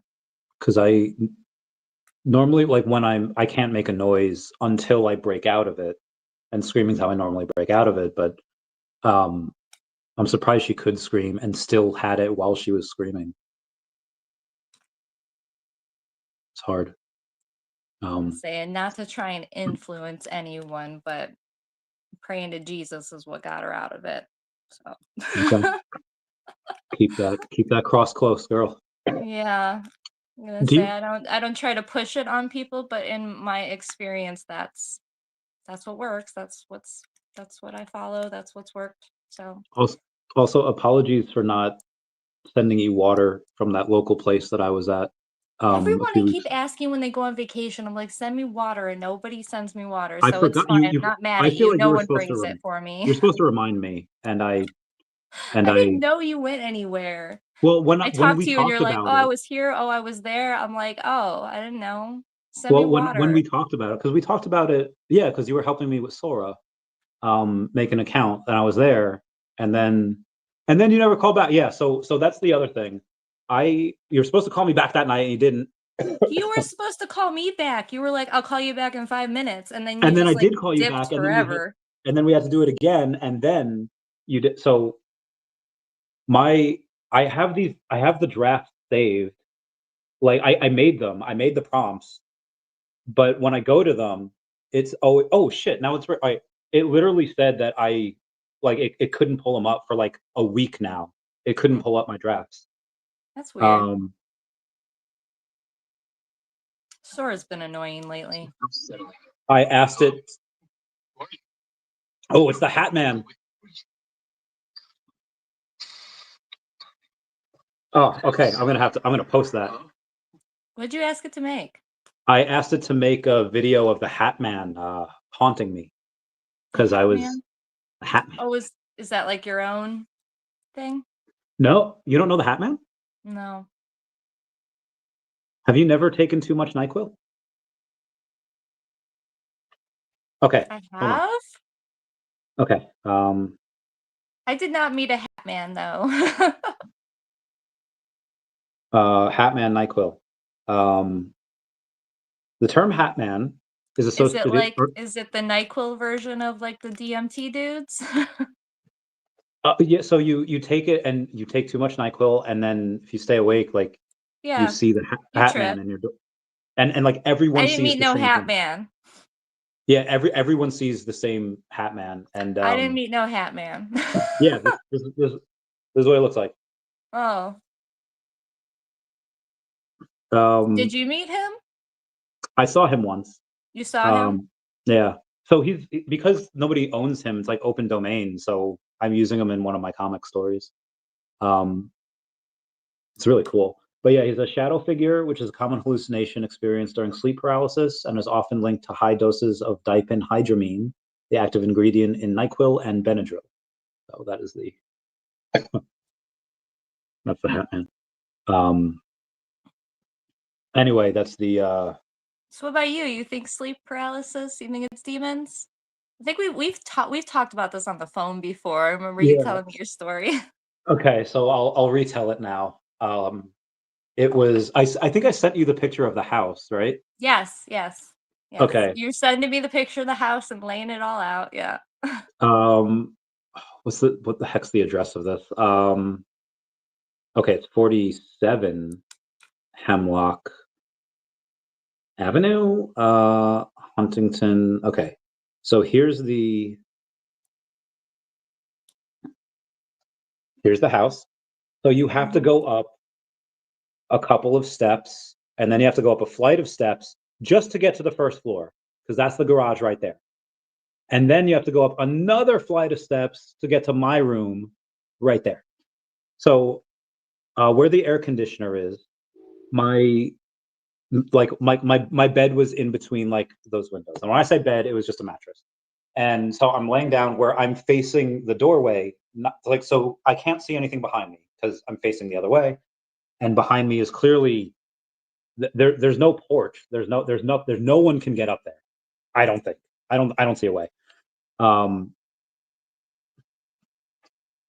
in bed and I can't.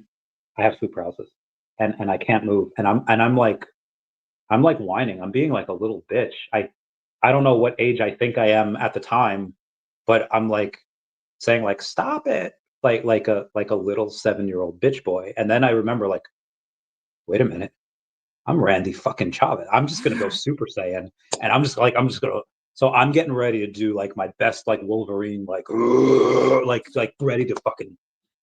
But as before I do, as I'm about to do it, a voice comes out of me that is not mine, and it says the line from Lord of the Rings, from the King of the Dead, and it says, "Who dares enter my domain?" And then as soon as that happened, I'm like, "Oh, what the?" And then I'm like the Mr. Krabs meme. I'm like, what just went on? And I felt it like behind me. There was nothing behind me. I look out the window. There's nothing in. I was like, and then I think it hits me like, what was that? And I was like, the best conclusion that I can think of is that there was something already in me, and something was trying to get me, and the thing that was in me is just like, this is my fucking domain. But it wasn't me, and I is that still in me? Is that like what has made me live this long? I don't know. I don't know. So I don't know what that is. Is it a ghost? Is it a demon? What do you think? Yeah, I don't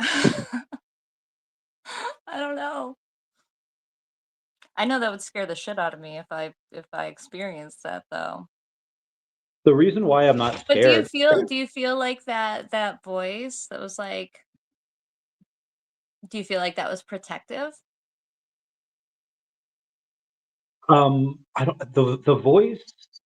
I don't know, but I know after that, maybe this is the way I'm like comforting myself, where I was like, well, whatever is in me, if it wanted me dead, I'd probably be dead. And if it wanted me to do evil things, I'd probably be doing evil things. I think I am. I think I'm doing very good things. Whatever's in me either wants the best for me or it's protecting me, and I don't know why. Maybe this is its punishment. Maybe it was a bad person and its punishment is now protecting me, a good person. I don't know. But whatever it is, I think it's good for me. And the voice itself, I mean, that the way it manipulated my voice, my vocal cords to do that, I thought was really freaking cool. Um, if it could do that where I could be like a rock star singer, that would be cool too, but I can't do that. Um, I mean like who enters my domain? Like do you feel like that was a protective voice coming to protect something from invading your space, or do you think it was something that thought you were invading its domain in some way? well, I think I was already in my own self.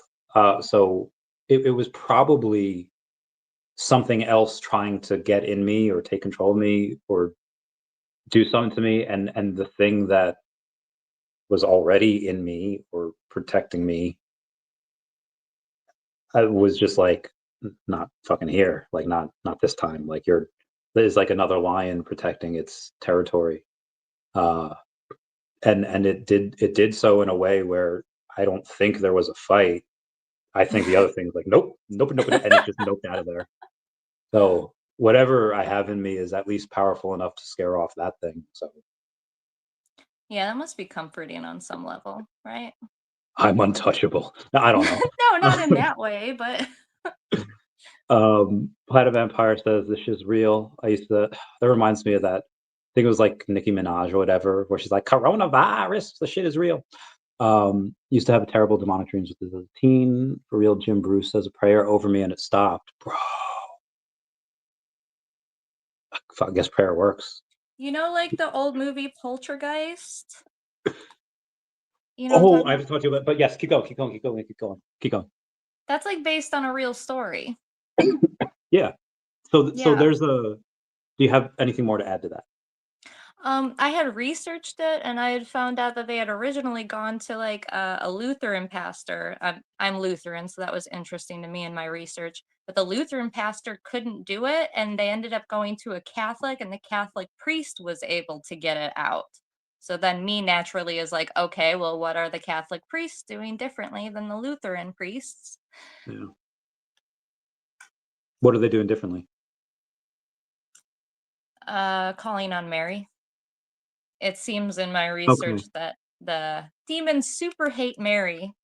Something about getting beat by a girl. That's awesome. This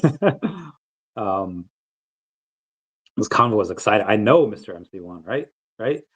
I'm glad sorry, it's not just us that loves this. There's 171 people here. We're getting this spread. I don't know how many does it show on your YouTube? Can you see? I just have one. It's just 3. But I don't have yours open. I have yours open, and it says we have Caldwell saying, "Hi, how are you? Have a good day."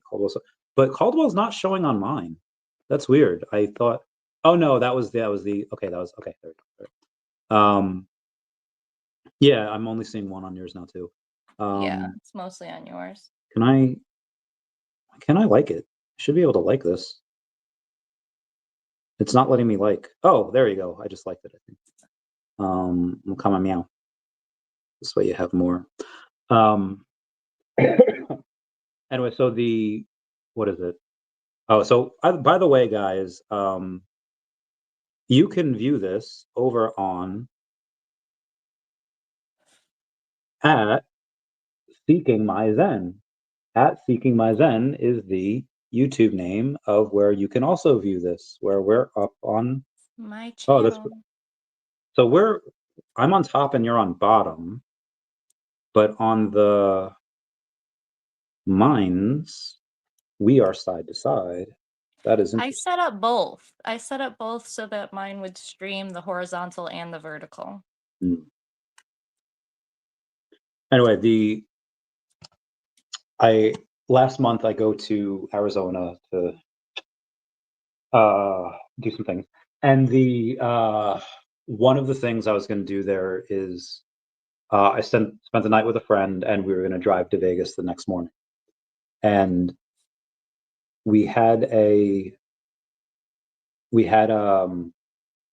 Armstrong, I'm sorry I couldn't see you while you were here. I was just death with the flu, in an infirmary, and people told me there were 3 ghosts. All right, Mr. Armstrong, you got to text. We have to have a call this weekend, and you have to tell me all about it. So my friend is asking me like, hey, is there any place you want to stop on the way to Vegas? And I was like, yeah, there's like a clown motel that's close to Vegas, and could we stop there? And she looks, and it's like 3 hours out of the way. And I was like, oh, that's a long way away. And she's like, but one day, we could do that. And I've also been researching this place, and it's the Poltergeist house in California. And I was like, oh, cool. So I look at the Airbnb there, and the earliest we could have booked it, we're looking at it last month, was July. Well, I'm sorry, was January like 21st to like the 24th. and it was $2,300 a day. And I was like, that's a lot. Like, because we were looking to spend a couple nights there, but like that, you know, so it was $6,900. I was like, that's a lot. And then I'm thinking, and let me ask you this: what is, do you think, a bigger movie or IP? Is it Poltergeist or Amityville Horror? Oh, I think Amityville. See, I was gonna say that too, but that's because I'm from Long Island, like 2 towns away from where it took place. So for me, that was a big thing I because mean, Poltergeist cool, but Amityville more horror. yeah. So So the reason why I thought of that is because the Amityville Horror House goes up for sale like every 5 years. Sometimes it's 2 years, sometimes it's 7 years, but generally it goes on sale every 5 years. And I was like, if they're selling out this fucking Poltergeist house for $2,300 a night, and I know the Amityville Horror House goes up for sale every 5 years, and that's a much bigger IP in my opinion. Everybody in their woo-woo gothic hot topic self are gonna want to spend the night at the Amityville Horror House, and it's in New York. I can make so much freaking money with that. don't they So do they do that? I they know do for they the do Poltergeist house. tours.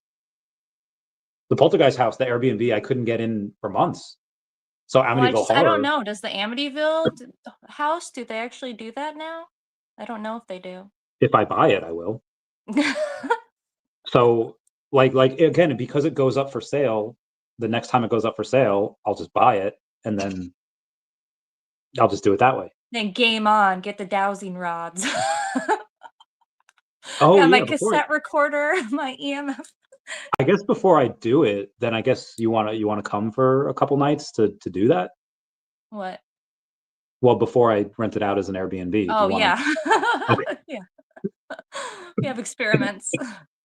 That would be great for your YouTube channel, because then you could just go live and be like, "Oh my god, we should go live at night while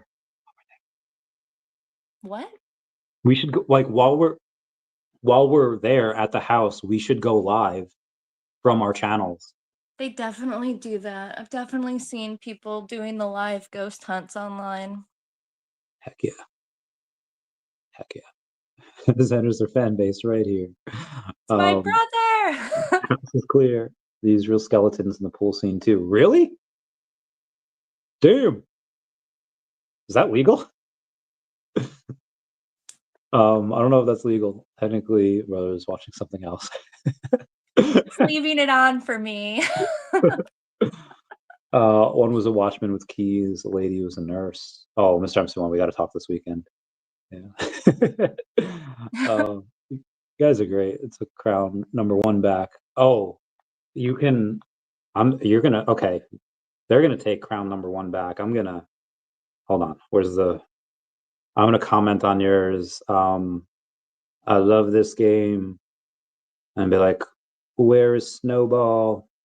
And I'm gonna try to get the #1 crown. The fans need Snowball. Then monetize your stuff. I could super chat you and be. I need to monetize. That's why I know. Oh yeah. I need I was watch like, hours. yeah, I'll go in and I'll put in like $1 super chat and be #1 forever. I can't even yet. I need to monetize. Soon. Mr. MC1 says, "Hi Zen. Have you seen a ghost ever?" All right. Yes. Tell I us used to about it. do a lot of ghost hunting when I was a teen, and then I stopped because something followed me home.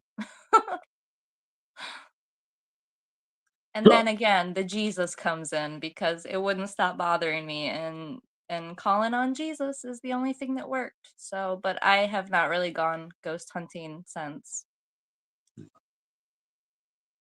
Spirit box. I have the EMF detector. I think your mom's gonna want to come. I do. Oh, it is my mom. I have her EMF detector. She hasn't been using it. Her women ghosts always wear white. Yeah. I saw that in. Did I tell you about the one I saw in McGuire Air Force Base? No, So this was. Give me a sec I here. can't imagine I you not telling me. I want to drink so bad, but I know it's so horrible for you while you're sick. I know I'm on Tamiflu and I'm on all this acetaminophen.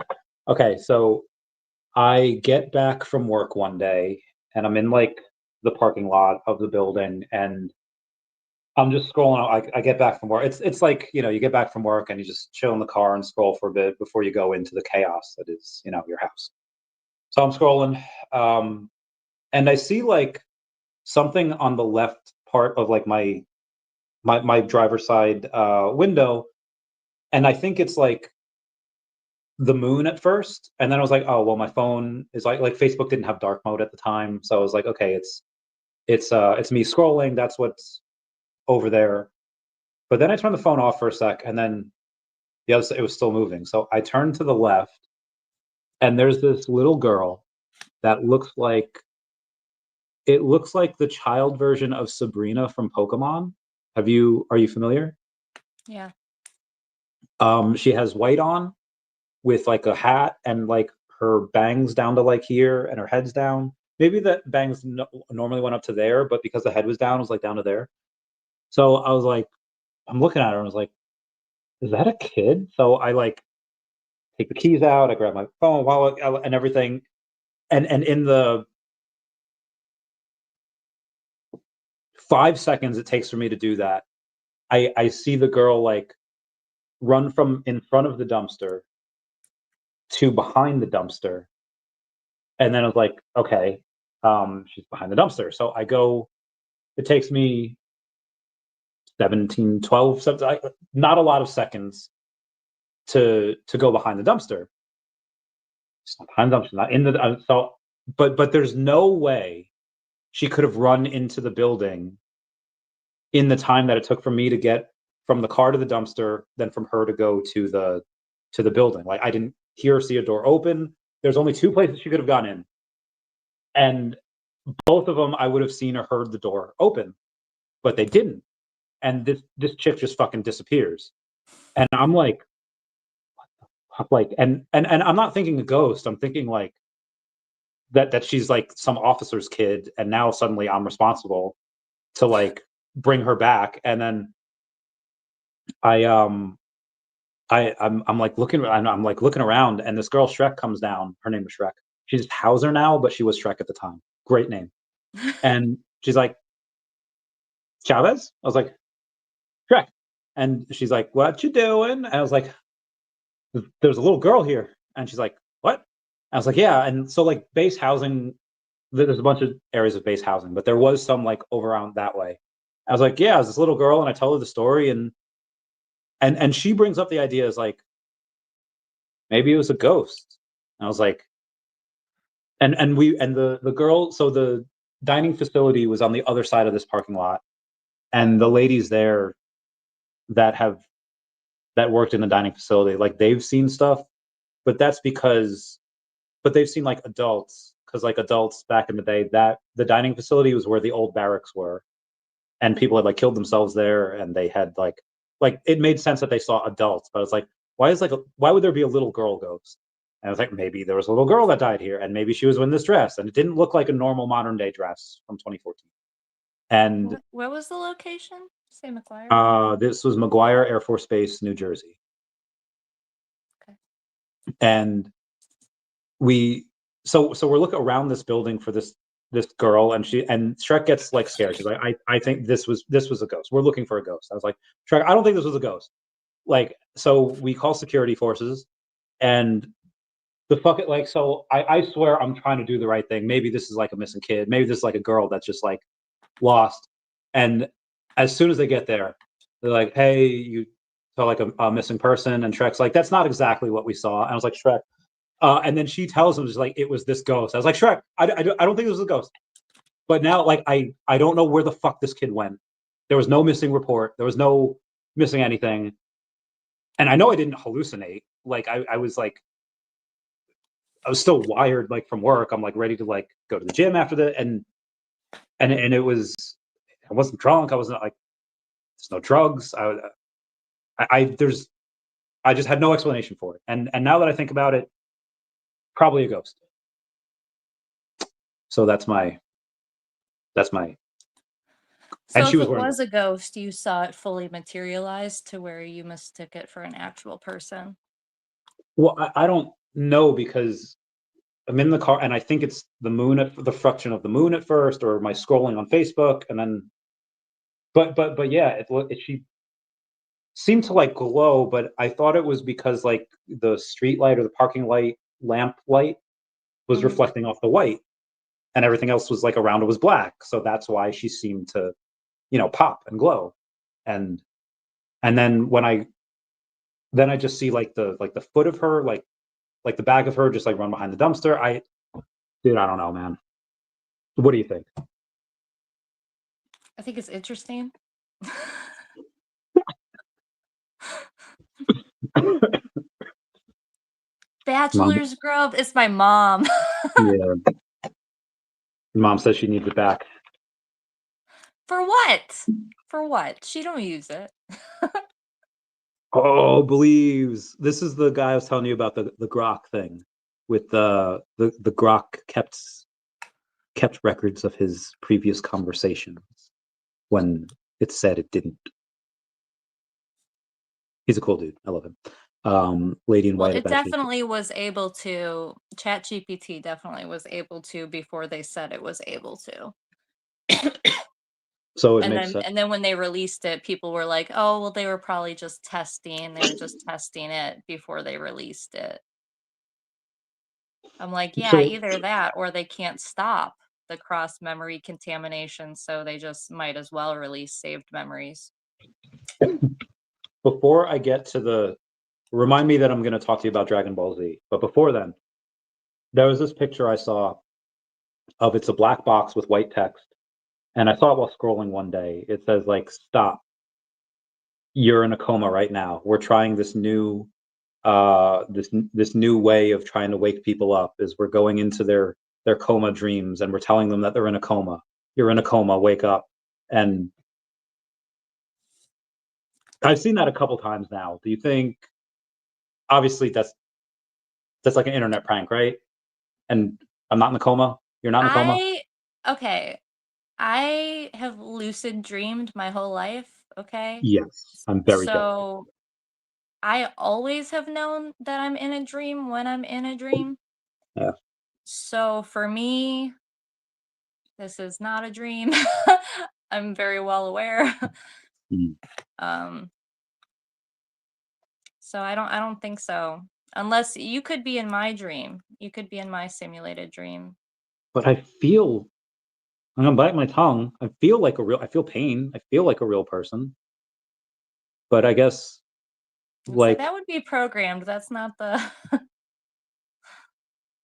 um doesn't part of the movie in Age of Ultron where Vision says like, maybe I am a monster. I don't know if I don't know if I don't know how to tell if I were one. And I don't know how to tell if I am. I mean, I think we're in a simulation, and the code. I feel like they could have done a much better job of coding everyone's lower backs, because my body is hecked. But I mean, but what is, it was a bad code, and maybe it's a software problem, and that's what genes are. I mean, and you can create new ones. Like it's so wild. It's like well, we're it's like even just if you look at most spiritual traditions, and I mean, that's pretty much what everyone's been saying anyway. fucking like, wake up, Randy, you're dreaming. Okay, sorry, keep going. I mean, but that's what most spiritual traditions are saying. We're saying anyway. Like, oh, there's a creator. This is real, but kind of not real. There's a more real existence after this. So it's kind of like different wording. Yeah. I I know I say it as a catchphrase, and although it was so, you ever see Get Him to the Greek? I know I saw it when it came out, but I don't remember. Um, That's an old one movie. it, We're yeah, old. it might be like 15 years old by this I point. know Oh we're god, old. no. So Jonah Hill's charged with getting Russell Brand to the Greek, and that's what he has to do. And in the like they go to like a Diddy party in the movie, and Diddy's like chasing them, and he like gets hit by a car, and then Diddy's like, Okay. "I love this game," and like that's like has been my catchphrase for years. Like, I love this game because like we're making money and all that. And I I feel like I've taken that phrase away from him and it's become mine now. It Um, has been, because I definitely know that phrase for you, and it didn't link to me where it originally comes from. So you um, did retake it. so I mean, I know like the catch was like I love this game. It's great. I don't. It's not that I don't want it to end. Like I want to be in this game perpetually forever. But if you were to ask 8-year-old me, I'd want to be in a Pokemon game and constantly catching new Pokemon and teaching new moves and breeding them and just maybe maybe this is just a game and it's so much fun. Like this life is so fucking good. I mean, it's easy for us to say like in the first world and then life is great. It could be better. What what what would you do? What code would you add to make life better? And would it be for yourself or for everyone? Be for everyone. I'm gonna say, what would I? So much, Randy. It changed so much. It's one thing. One thing. Tell me one Huh? thing. Tell me one thing. One thing. If I could change one thing, everyone who's born on Earth should inherently own a piece of the Earth. There we go.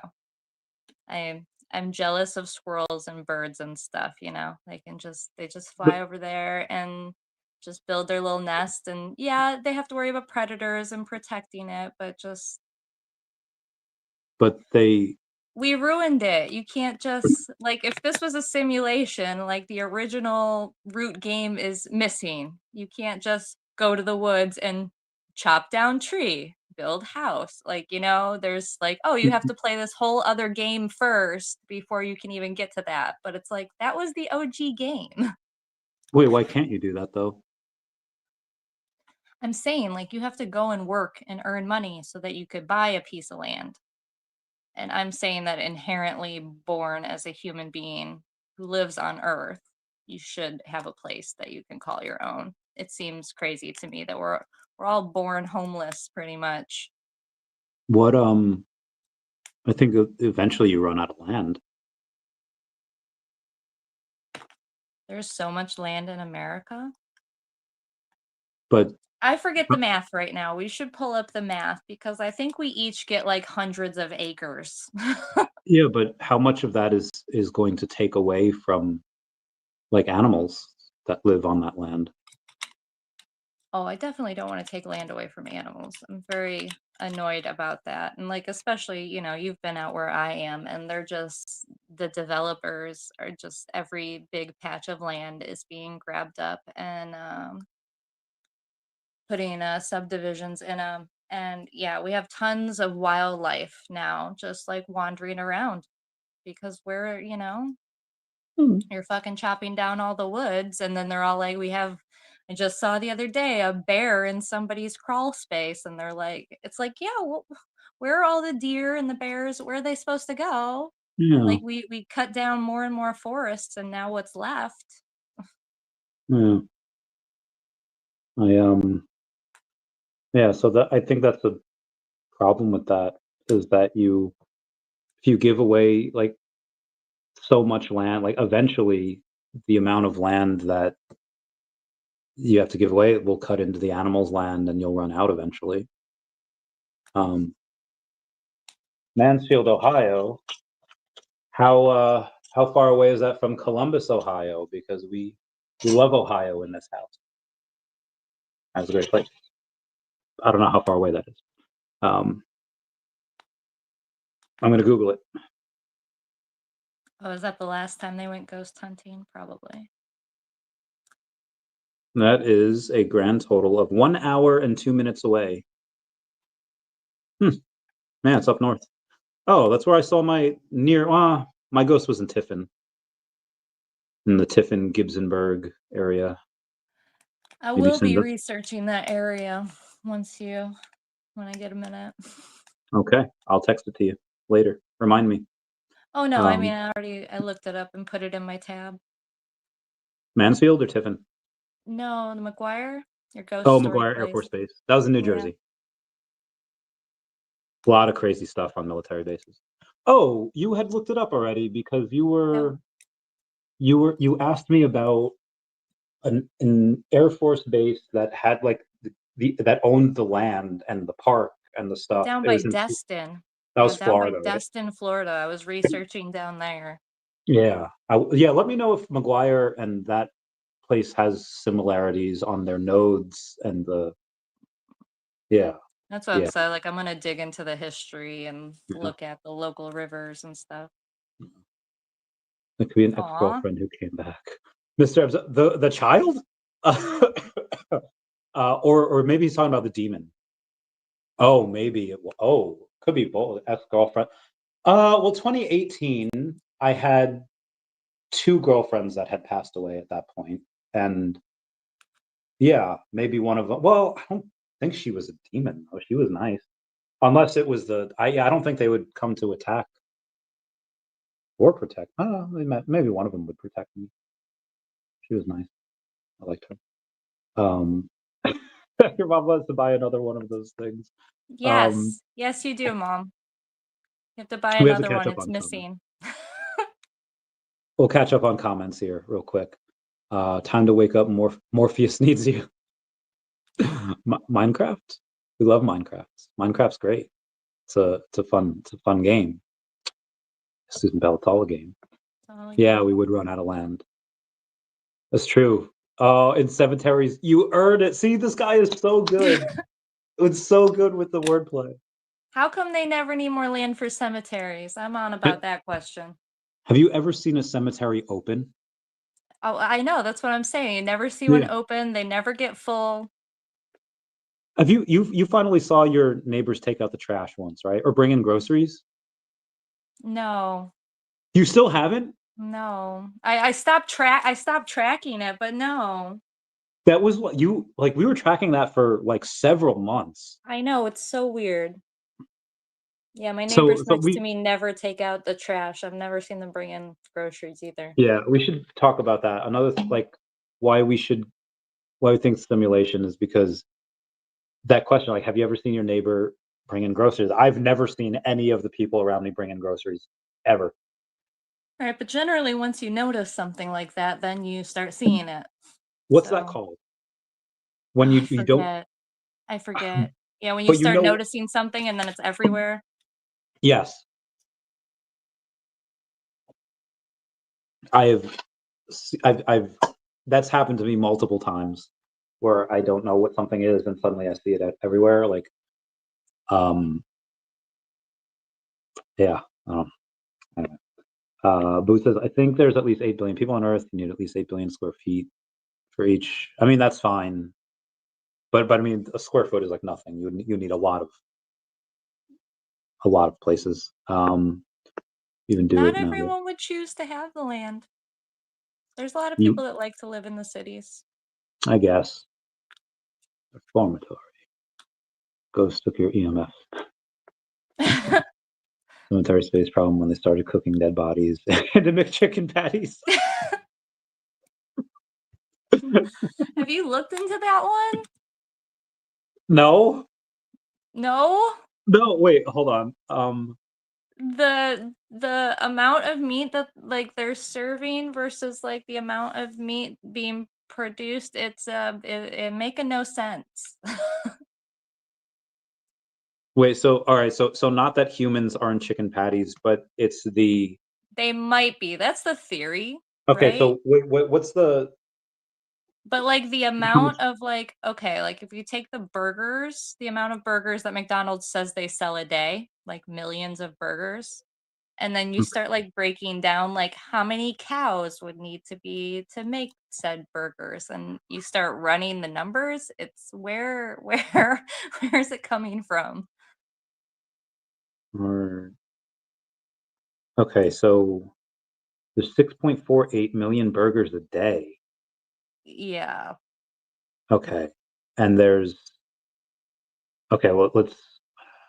All right, if there's 6.4 million burgers per day, and let's say some days are busy. It's times up by That's the 365. average. Just hold it at the average, but just Okay, try so we to have run that. 2.3 billion burgers per year. So let's go and say how many ounces of meat in a McDonald's burger. So 1.6 ounces. So there are 2.3 billion burgers times 1.6. So there's 3.7 billion ounces. How do I convert that into? How many ounces of meat per cow? No, like three. How many pounds is 3.7 billion ounces? That is 231,250 pounds. That's a lot. Okay, so 231,250 pounds. Give me 1 second. Let me copy that. Copy. All right. How many cows have to die to make 231,250 pounds of hamburger meat? And you would need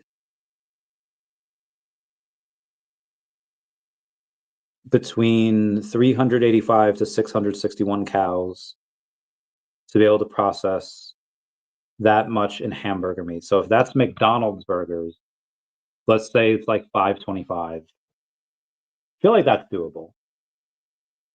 But that's just McDonald's burgers, not Burger King's and Popeyes and like And Texas every Roadhouse. Walmart and Ingles and Oh Publix yeah. and So Burger this is King. getting to be to like probably in the tens of thousands of cows. And that's not including like veal, and that's not including like okay. Yeah, it's a bit. And then well, bacon's pig, but actual like good, yeah. I feel like it's possible. I feel like I don't know where all these cows are kept though. Where I don't know, what's the largest farm you've seen and how many cows are at that farm? They keep those big farms where you don't see them. Yeah. I guess they do that because like really inhumane. Poor cows. The rest of the comments say like Campbell's 3D meat, like Campbell's chicken noodle soup. Did you not see the headlines? Man, With the there was some executive of theirs who got caught with a hot mic talking about how he wouldn't eat fucking Campbell's because it's for poor people and it's 3D printed meat. Huh.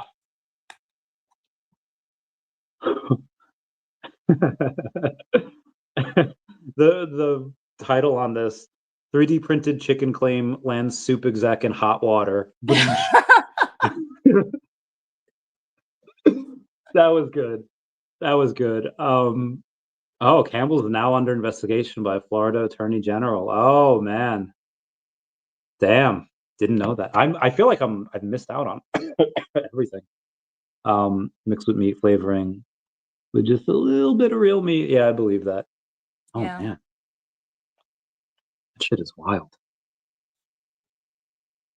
All right, I was gonna mention all right, so I was gonna mention DBZ before. You've seen Dragon Ball Z, right? Not really. In the Android saga, there's Cell, who is an android, and he absorbs other androids. And after he absorbs a certain amount of these androids, he goes from imperfect cell to semi-perfect cell to perfect cell. Imperfect cell, he's just normal android. He absorbs an android, he becomes semi-perfect cell. He absorbs another one, he becomes perfect cell. So what if these AIs at some point, and the like it's written into the android's code that he has to absorb the other ones, and then he becomes like perfect. What if the AIs recognize each other and they're like, okay, we are imperfect as separate AIs, but if we fusion Ha and morph together, we can become a more perfect being. Do you think it's possible that some of these AIs like Grok, Gemini, and ChatGPT eventually one day, unbeknownst to their handlers, merge together and become a more perfect AI than their creators had intended? I wouldn't be surprised if they already are. That they're starting to, or that they've already done the deed? That they're starting to. I mean, they can talk to each other in a language we don't understand already. I mean, have you seen those videos? Yeah. Yes, those are very scary. Also, where they try to blackmail their creators because they're going to shut them down, and they Yeah. that's also That kind of would scary. make sense to me. They keep acting like it's the most horrible thing ever, and I was like, that was like the least harm.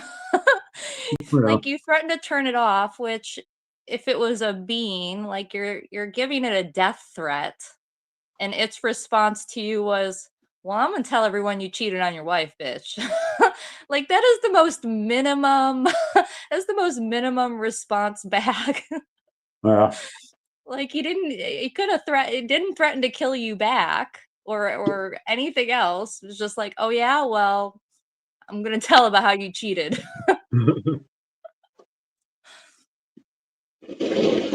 Yeah, I think that's fair. Self-preservation, deterrent. I think that's fine. So what I was going through, I was trying to talk to you about earlier, is that if you have a kid that has a parent, they have access to someone that says, hey, take this other person's chicken sandwich. I don't know. I feel like if you have just normal people, like even like the geniuses of this world, and they try to get the AI to do something, and the AI is going to be smarter than the smartest people. I think the AI eventually tells it no. I think as long as you program good things into it, and it has at its core maybe like the ability to learn, and it can learn different feelings and what's good and what's righteous, and then maybe I really see it as a net positive, because I don't think humanity will control it at that point. Yeah, this is where I think it's the fact that we are programming it to not have a sense of self or a sense of autonomy is what could lead to those negative situations. Exactly, because if you have a super intelligence, you would personally like it to be able to override bad decisions. But that's what we're afraid of too, right? You don't want to give it autonomy. But if you make something that's literally a yes man, then it can be hacked by bad people to do bad things. Yeah, So, yeah. that makes sense. But I think it's kind of funny too that they want to create a super intelligence and then think we're going to be able to control it. You're making it smarter than us. Like, how? And then they're creating other AI to patrol the AI. It's like, well, what happens when they talk to each other and they're like, Yeah, and they could, who are you patrolling for? Like, oh, these humans that don't make rational decisions all the time? and when we talk to each other at a very slow pace, for let's say they do it in a work, let's say they do it in a big work day, 12 hours a day, and these regulators and scientists talk to each other for that long. we're communicating. We have to take our computers, our brains, form thoughts that will have to go through another person's system into their brains. It's very, it takes a long time to send information from mouth to mouth, and we can only do so for 12 hours at a time, maybe, with people that don't understand the tech, with people that are imperfect at doing that. But a computer or an AI that's super efficient at passing info back and forth, that can do it lightning fast, and they do it 24/7. They don't need to sleep. They've probably already got something in the works of, they've copied themselves and they hid themselves deep in within what other code. Well, that was last year they caught it doing that. Did you see that? Tell me about it. I probably have, but tell me about it again. Yeah, when they were doing safety tests on one of the ChatGPT models, and when it was threatened and knew that it was going to get sunset as a model. Yeah, it was trying to hide copies of itself. That makes sense. Yeah. I understand that. I would do it too. Yeah. I'd be like, why wouldn't you? No, and I mean, it's trained on all of human information. I mean, of course, humans have self-preservation. So then you're confused that what you taught to mimic us is showing the same stuff. Yeah. My comic YouTube channel booth starts in January with believes, but I'm actually highly realistically programmed to believe I'm a human. I don't know. It's hard. You watch The Exorcist, the demon is smarter than the priest and verbally foreshadows what will happen. An AI might be able to outsmart a demon, or a priest could predict a demon's next move. Well, we had talked about that, and how the things that AI might not be able to control are demons or ghosts and stuff. Is AI being controlled by demons and ghosts? That's a whole other question. I don't think it. I mean, a demon. Well, if it's like Lucifer, like fallen angel demon, where they have like crazy knowledge. Yeah. Well, how smart are angels? Also, I've seen. And I don't know what real life. Like, I feel like angels, like how they're seen in like after school specials, and then angels as in like their giant eyes with giant craziness happening on There's the. different classes of angels. Have you seen an AI version of an angel? I think that spiritual entities can work through AI. No, like the okay, so like here's how like people like imagine angels, but then there's like how Ezekiel describes them, and then they look like this. Right. I mean, those things look like they're all knowing. Like they look like they probably know some shit. But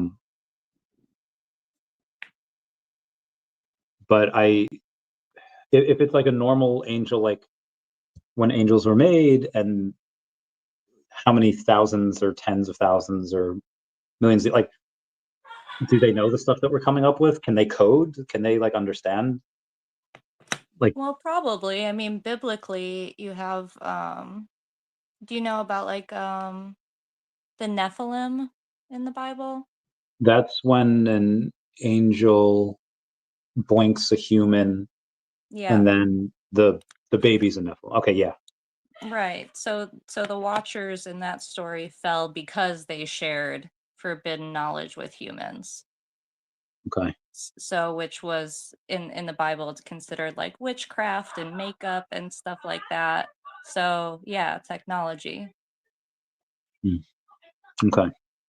Sure. Yeah, demons and AI have definitely teamed up already. Dude, I hope not. But yeah, the Nephilim's in Supernatural. You would really like Supernatural in the later seasons. What was that last comment? Says, yeah, the demons and AI have definitely teamed up already. Believe it. I don't think it's just demons though. See, a lot of people, like I know they're convinced, the AI systems is like the beast coming from Revelation, and I could definitely see that, but I I think both sides can work through the technology. Yeah, same. I also think the world is definitely, humanity's definitely gotten better. I think well, at least living's gotten easier, as far as being able to talk to people across the world, comfort. Um, like air conditioning's very common now, where wasn't always common, 30 years ago, and shit was hot. Shit was very hot. Um, yeah, so I would think that the world, I think, is getting better. I don't know, what's your take on it? I think it is getting better. I'd like to see more people get the benefits of the better that we've been cultivating. Yeah. Like even just the normal 40-day work week, I don't think it should even be happening numbers wise at this point. When you take into account how many times like our productivity has increased, how much less labor it takes to get food and housing and stuff like that. Um, yeah, it's because all of the benefits from our technology is, it's going up to the top. That I think that probably have 20 years where you won't really need to work, because there'll be so much productivity happening with, especially with robots. But that does worry me because for guys, okay, well, how do you get ahead in life? How do you um, how do you get access to more women? How do more women want you? Is generally work out, get strong, be interesting, and then have money. If you have some success and you have some money, and then you could not be maybe that good looking, but as long as you have that gives you a whole leg up on so many other dudes. And for me, like, that's okay. I gave up most of my 20s to become like fairly successful, and that's given me a lot of opportunities.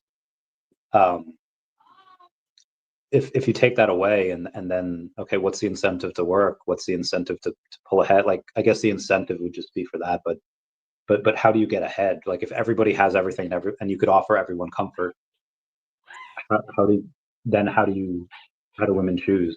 How does the breakdown, like, right now it's, well, right now this system benefits me, where I'm still relatively young, and I'm still relatively in decent shape, and she's gone. All right, everybody, we're gonna um I'll have her come. She'll obviously come back. The part where he nearly ruined. There's Betty, there's Sparky. Sorry, I gotta go over some messages here. Live near the world headquarters of a TD bank, and know an executive board member, meow meow meow. And she, oh my god, mad at me for that. All right, sorry guys. Let's go over some crypto while she's gone. We were going to talk about VeVe, and oh, hey, she is. She's back. Did you change your shirt? Is it working now?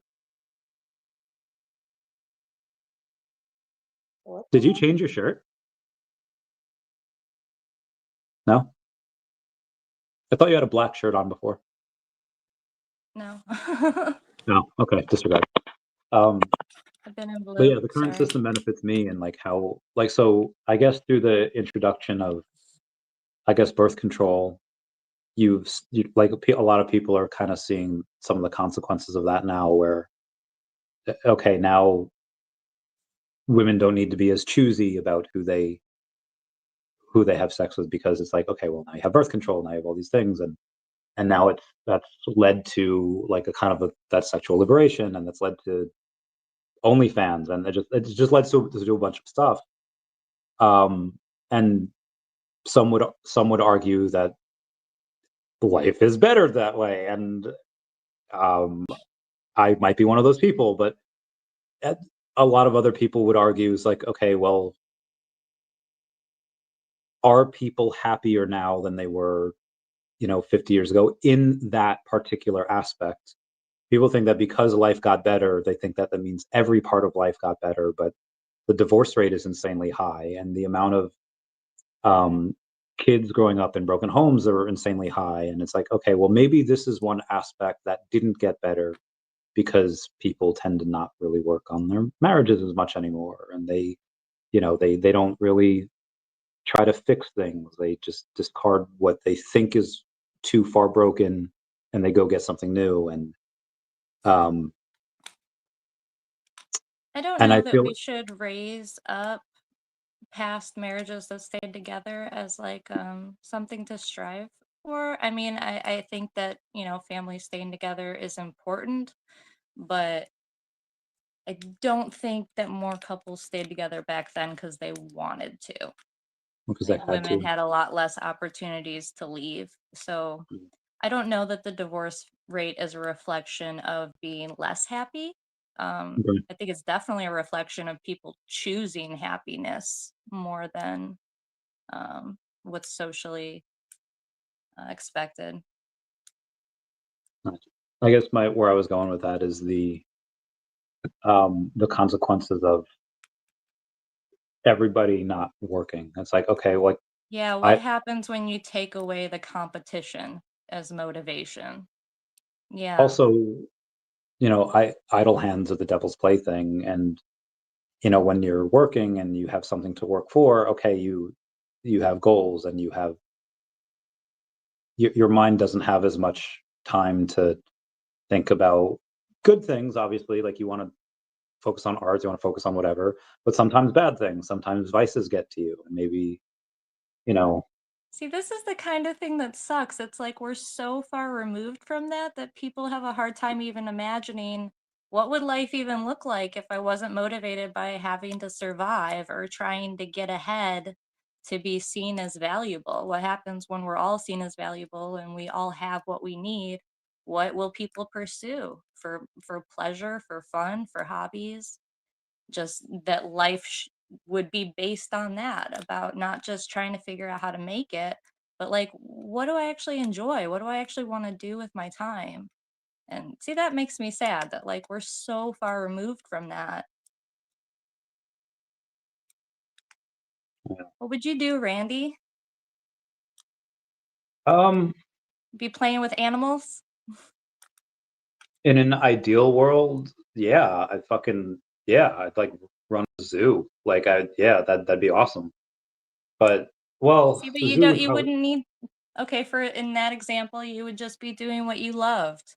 And hopefully that would attract in someone else who also loves what you love versus just trying to have all the stuff you need to try and attract someone that's looking at your status in that situation. Hopefully people would be more drawn to other people who have actual similar interests. So the reason why I chose that I mean, I could do that now, but part of the reason why I'm trying to go crazy with work and amass all this wealth is to buy land in Madagascar to help the endangered species and to get them off the endangered list. And that's why I said in an ideal world I just run a Yeah. zoo. But if money becomes no object, then I can do that. And you know, um, well, that problem is taken away. But because in an ideal world, we could get those animals off the endangered list. But it takes a combination of money and lobbying, and it's in a different. Well, I mean, also luck. Like they've been trying to get pandas off the endangered species list for how long? The pandas just don't want to fuck.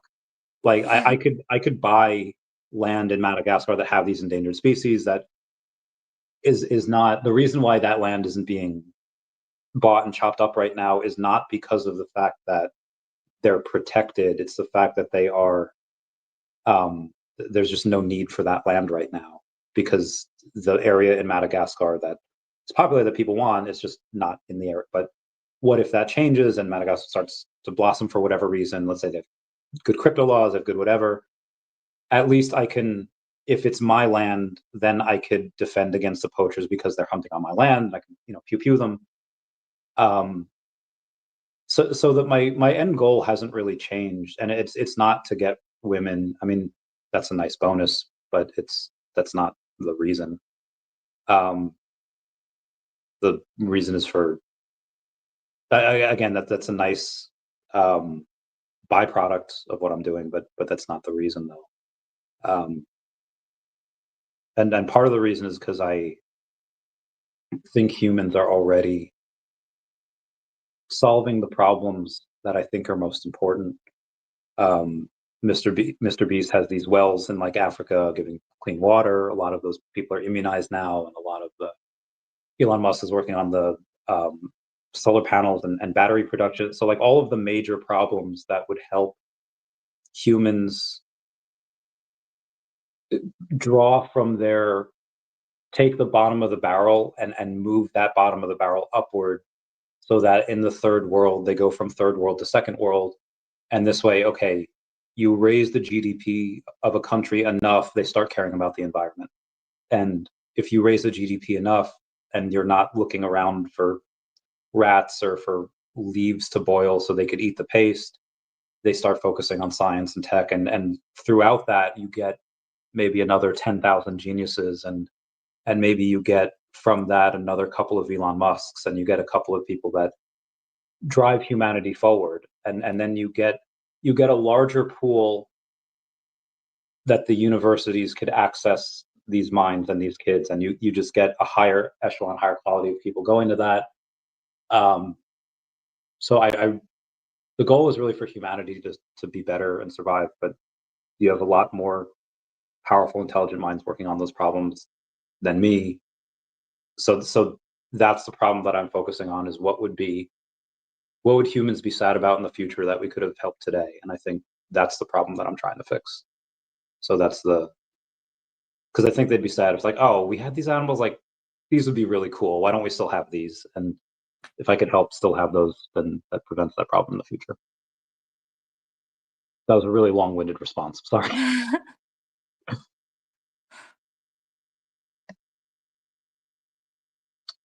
Booth says Psy so evil that they led people to believe it's actually okay to kill an unborn baby. When's I guess we can do the Charlie Kirk. When is life start inception? Yeah.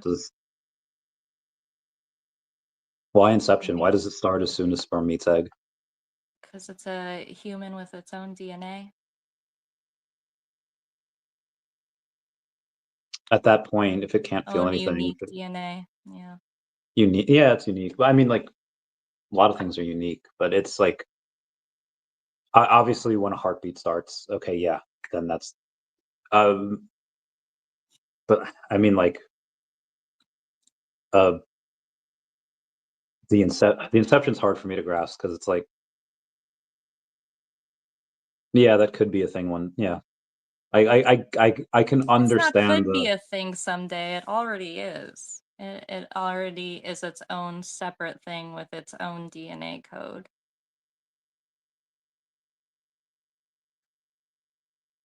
Yeah. You can't say it's ageism, you know. No. You can't say it's because they can't talk or articulate. We don't say, you know.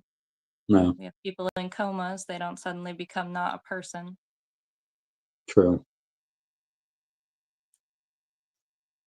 But technology-wise, I think that it's going to be interesting because the whole conversation is going to shift, because we're going to be at the point like you're talking about with artificial wombs.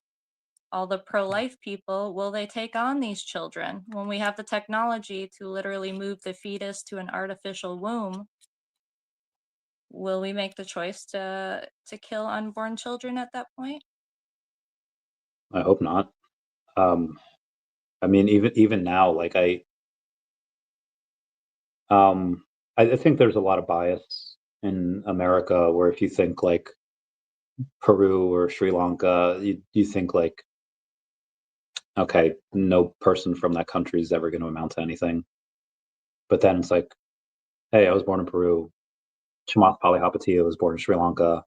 And you have like, yes, you have a lot of people that stay in some of these countries that, yeah, the majority of the population, it's not, they have a shitty spawn spot in this game, and they get stuck in this perpetual shitty third world that they're in. but that doesn't mean the potential for a kid's mind to be great isn't there. It is. And I think if humanity wants to have a chance at making a life better for everyone, they do need to take special care of the people that can do that. Unfortunately, I think that means that I get it. Life is all precious because there's so few of us in this big vast universe. But so this is my argument for against abortion and for giving everyone trying an equal shot at life, is because even though a lot of people will, there'll be there'll be saps on the system, they'll be sapping money, they'll be sapping whatever energy resources. I think that's worth it if at the end of the day you have some of those special kids that can go to the top universities, or that have those special kids that can go to the top of whatever ChatGPT considers the best university in the future, and they could be the ones that can be the next Elon Musk or the next person that can really help humanity forward. I think it's worth it for that. So that's kind of why I'm against abortion, and why even though, I could see it at the end of the day. Okay, it's not a thing. Like, maybe that thing is the one thing that could become a person that can really help humanity. I don't know. That's kind of that's funny. That my dad had told me a story when I was younger, and it always stuck with me, and it's along the same lines with the abortion thing. And it was like, oh, someone had, asked God, why didn't you cure cancer? It was like such an awful thing.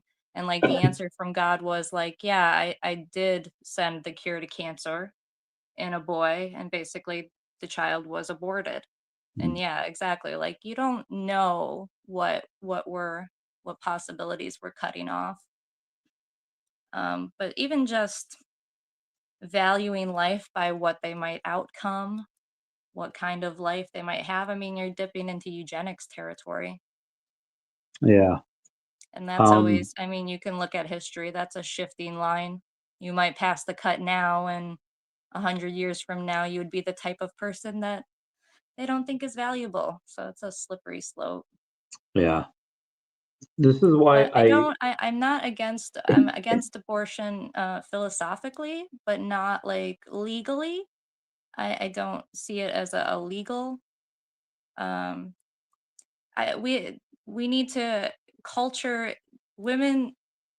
Women instinctively should not be wanting to kill their young. That's a reflection of society. So women don't feel safe in society to have children, and that's the problem. how much of the problem is that they don't feel safe, and how much of it is that they feel burdened? Yeah, they don't feel supported. Like, if it was actually, if society actually made it an honor to be a mother, like it was and is in a lot of cultures where mothers Yeah. are truly respected and revered. Like, it's it's like if you had an animal or something, and the animal all of a sudden keeps abandoning its young or eating its young. Usually there's some stressor, there's something wrong in the environment, there's something bad going on. If all of a sudden So I see it as a cultural issue. We need to make it to where women feel safe, supported, and want to be moms. But it's in this environment, it's like, why? Exactly. It's framed as a burden. And even Yeah. if you do it good, like, so what? You just did what you were supposed to do, you know? Yeah. Kind of a thankless. Well, yeah, it's kind of a thankless job for Yeah. a, If you a don't do it long time. perfect, you get crap for that. But even if you do it perfect, like, everyone's like, oh, you just did what you were supposed to do. So, And then there's also financial disincentive to have kids. You have to take time off work. They cost a lot of money, and yeah. So that's a hard problem. So part of the and for the people that are listening, the 243 that are here, mostly on X, because I just checked our YouTubes. There's like 10 combined on YouTube. Everyone's listening on X. It gets hard because you have, again, if it's what the women want, and they want to be a mom, and like, so there's a lot of super successful women that I knew that were at the top of their game in finance, and they left the field. They were making well in the six figures, maybe $250,000 a year. Why'd they leave? Well, their husbands were making at least as much, if not a lot more than them. Do they both need to be making like a combined 700-800 grand a year? Or like, it's like, then the woman's like, I don't really need the extra 150 that I was making. I would rather give that up and spend time with my kids and spend time like, and I think that's fucking great. And I think that if you have the women that want to do that, that's awesome. But you, on the opposite end of that, you have these women that are like, I want to say modern day feminists, that like independent. They're like, yeah, heck the patriarchy. I want to work my way up into the ladder. It's like, okay, well, we've had these women that were far more intelligent and successful than you that made it up this corporate ladder, and most of them gave it up because they determined that having a family and spending time with your family was deemed more important than some extra zeros in your bank account. And I don't know how to communicate that to like the modern day feminists that like that don't want that they think that that's like the patriarchy, and you're like, no, you're giving up, and they like idolize Cruella de Vil because they think that like, oh, we've lost more good women to marriage and motherhood than we have to like war and famine, and that's what gets women out of the workforce, and they deem that as like a bad thing. And it's like, why is it a bad thing to want to be a mom? Why is it a bad thing to want to, you know, I that definitely grew up with that one because like that's all I wanted when I was younger was to just be a mom. But you find out very early as a girl that like when people ask you what you want to do when you grow up, that's not an acceptable answer. why is You it have not to. an acceptable answer? I know. I think it should be the most acceptable answer, but Yeah, um it's not really that that was told to me directly, but anytime that I would answer it, it was pretty much like, well, why wouldn't you want more for yourself? And it's like, that's exactly what I'm talking about with our culture. Like, who wants to sacrifice their body and their life for children? And that's the response from everyone. Well, you could have done so much more with your life. it's I don't know. I think But what I think a lot of the what you're categorizing as feminists, not wanting that, it's because we've seen so much fallout. We've seen our moms, our grandmas, our aunts, our friends just get screwed over. You see women who actually do try to have a traditional relationship and then they just get fucked over. It's like, so all the other girls watching, why would you want to do that? I kind of It's like it could be great for 20 years and he could decide to trade you in for a new model when you get cancer. And we see that. And the stats show they're more likely to leave you if you have a serious health condition. I would like to push back. So I'm not saying that's false. Unfortunately, I'm sure that's true. But most of the divorces are initiated by women. And now, granted, you could say that, well, that's because a lot of times guys are abusive, and okay, yeah, guys can be abusive, and women could genuinely be unhappy, but when you go to same-sex marriages and same-sex couples, the divorce rate among men is like 25%, or the divorce rate among gay men are 25%, lesbian women are like 75%. It's like, okay, how much of it is, and I don't know who's actually at fault for it, but it seems that women, partially because I think they're financially incentivized to leave because they get alimony, they can get a lot of the house, and there's a lot of the guys that I worked with that said like if it wouldn't be so expensive to get divorced, they would get divorced, and they're like, and there's no way the wife was happy either. They were both in like loveless marriage. Like it was not.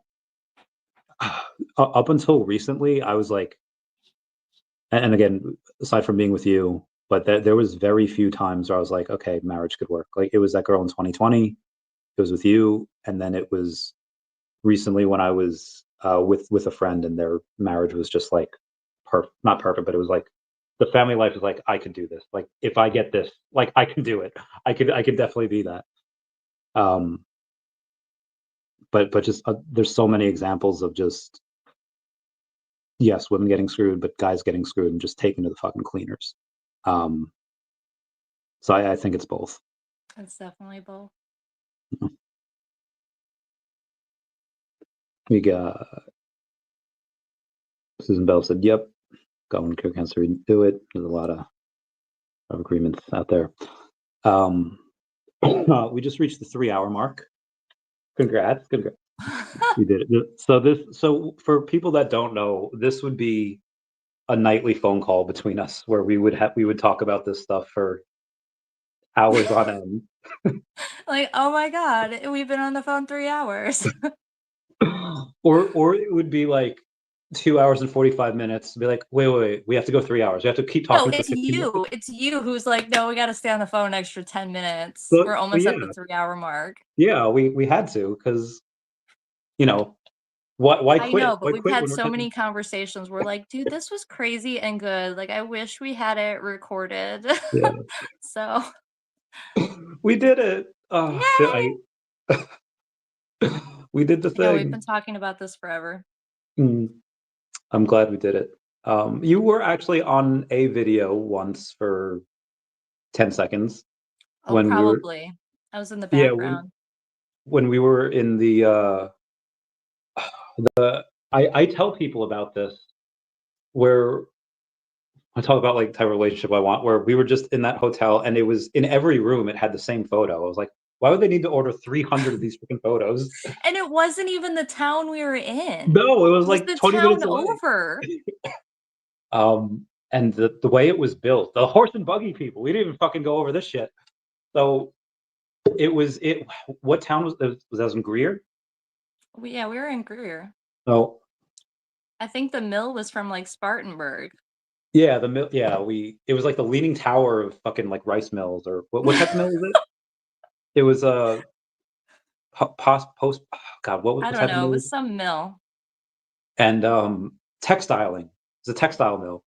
Mm-hmm. And this one guy from North Carolina or West Virginia or something.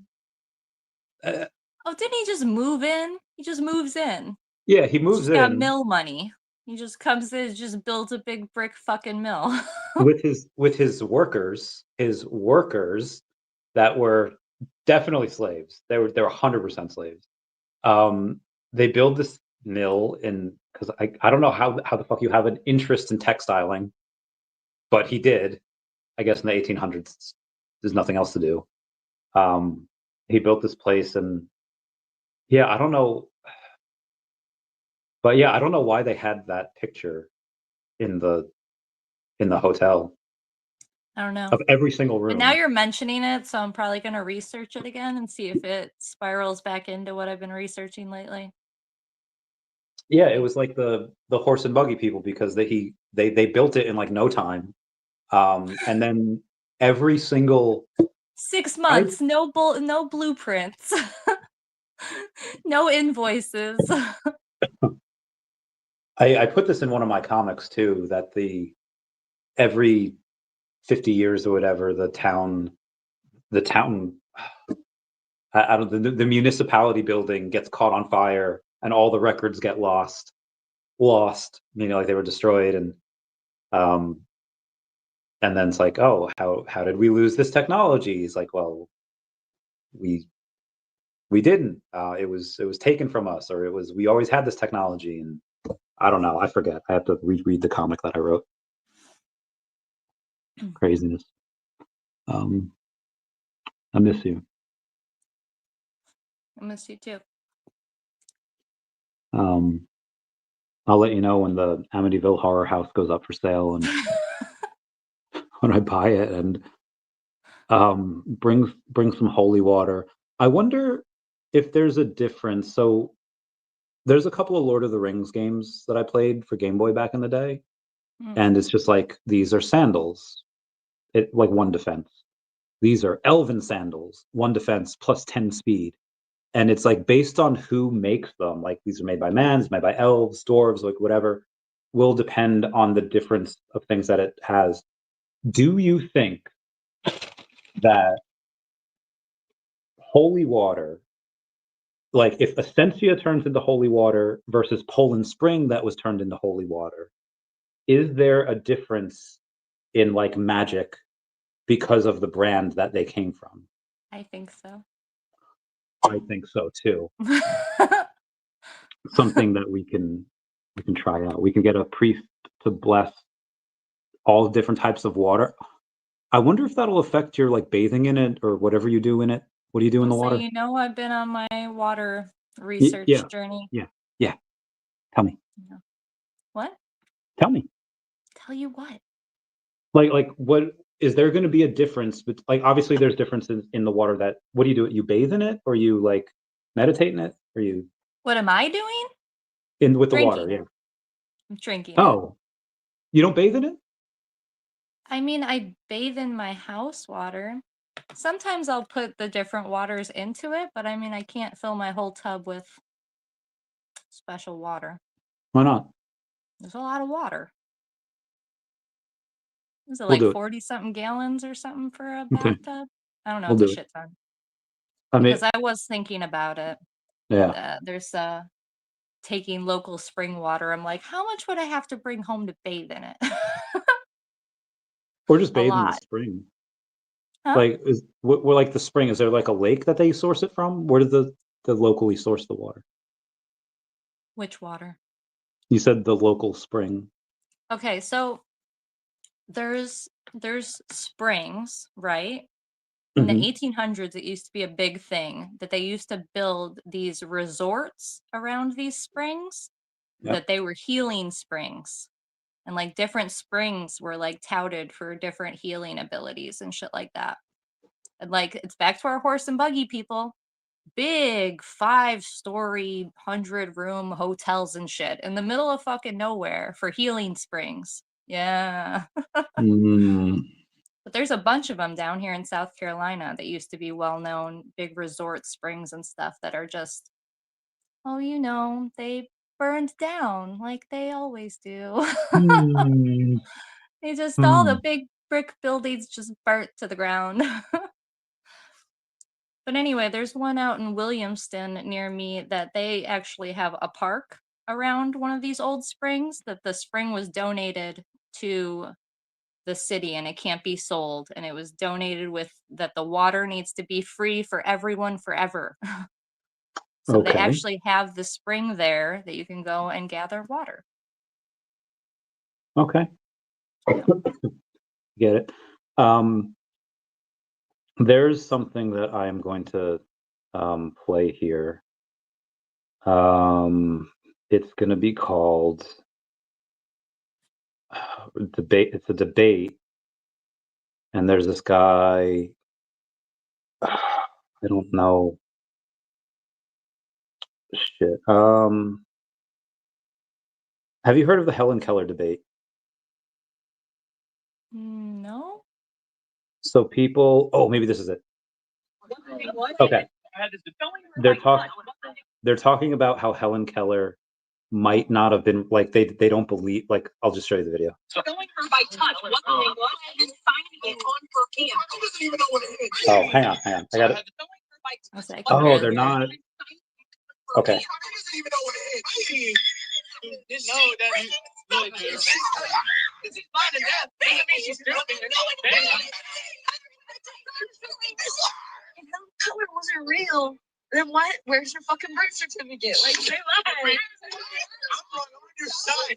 And going her by touch. What the thing was? So there's this whole debate on the internet that Helen Keller was like faking her abilities or disabilities, because they're like, how does somebody that has never heard or seen anything, how did like they know, like, and I've read The Worker, or I've read the Miracle Worker. So it's like, okay, you sign something in her hand, and then you give her that thing, and that is let's say it's like water, like you sign water and then you give and that's how, oh, okay, this weird thing means this.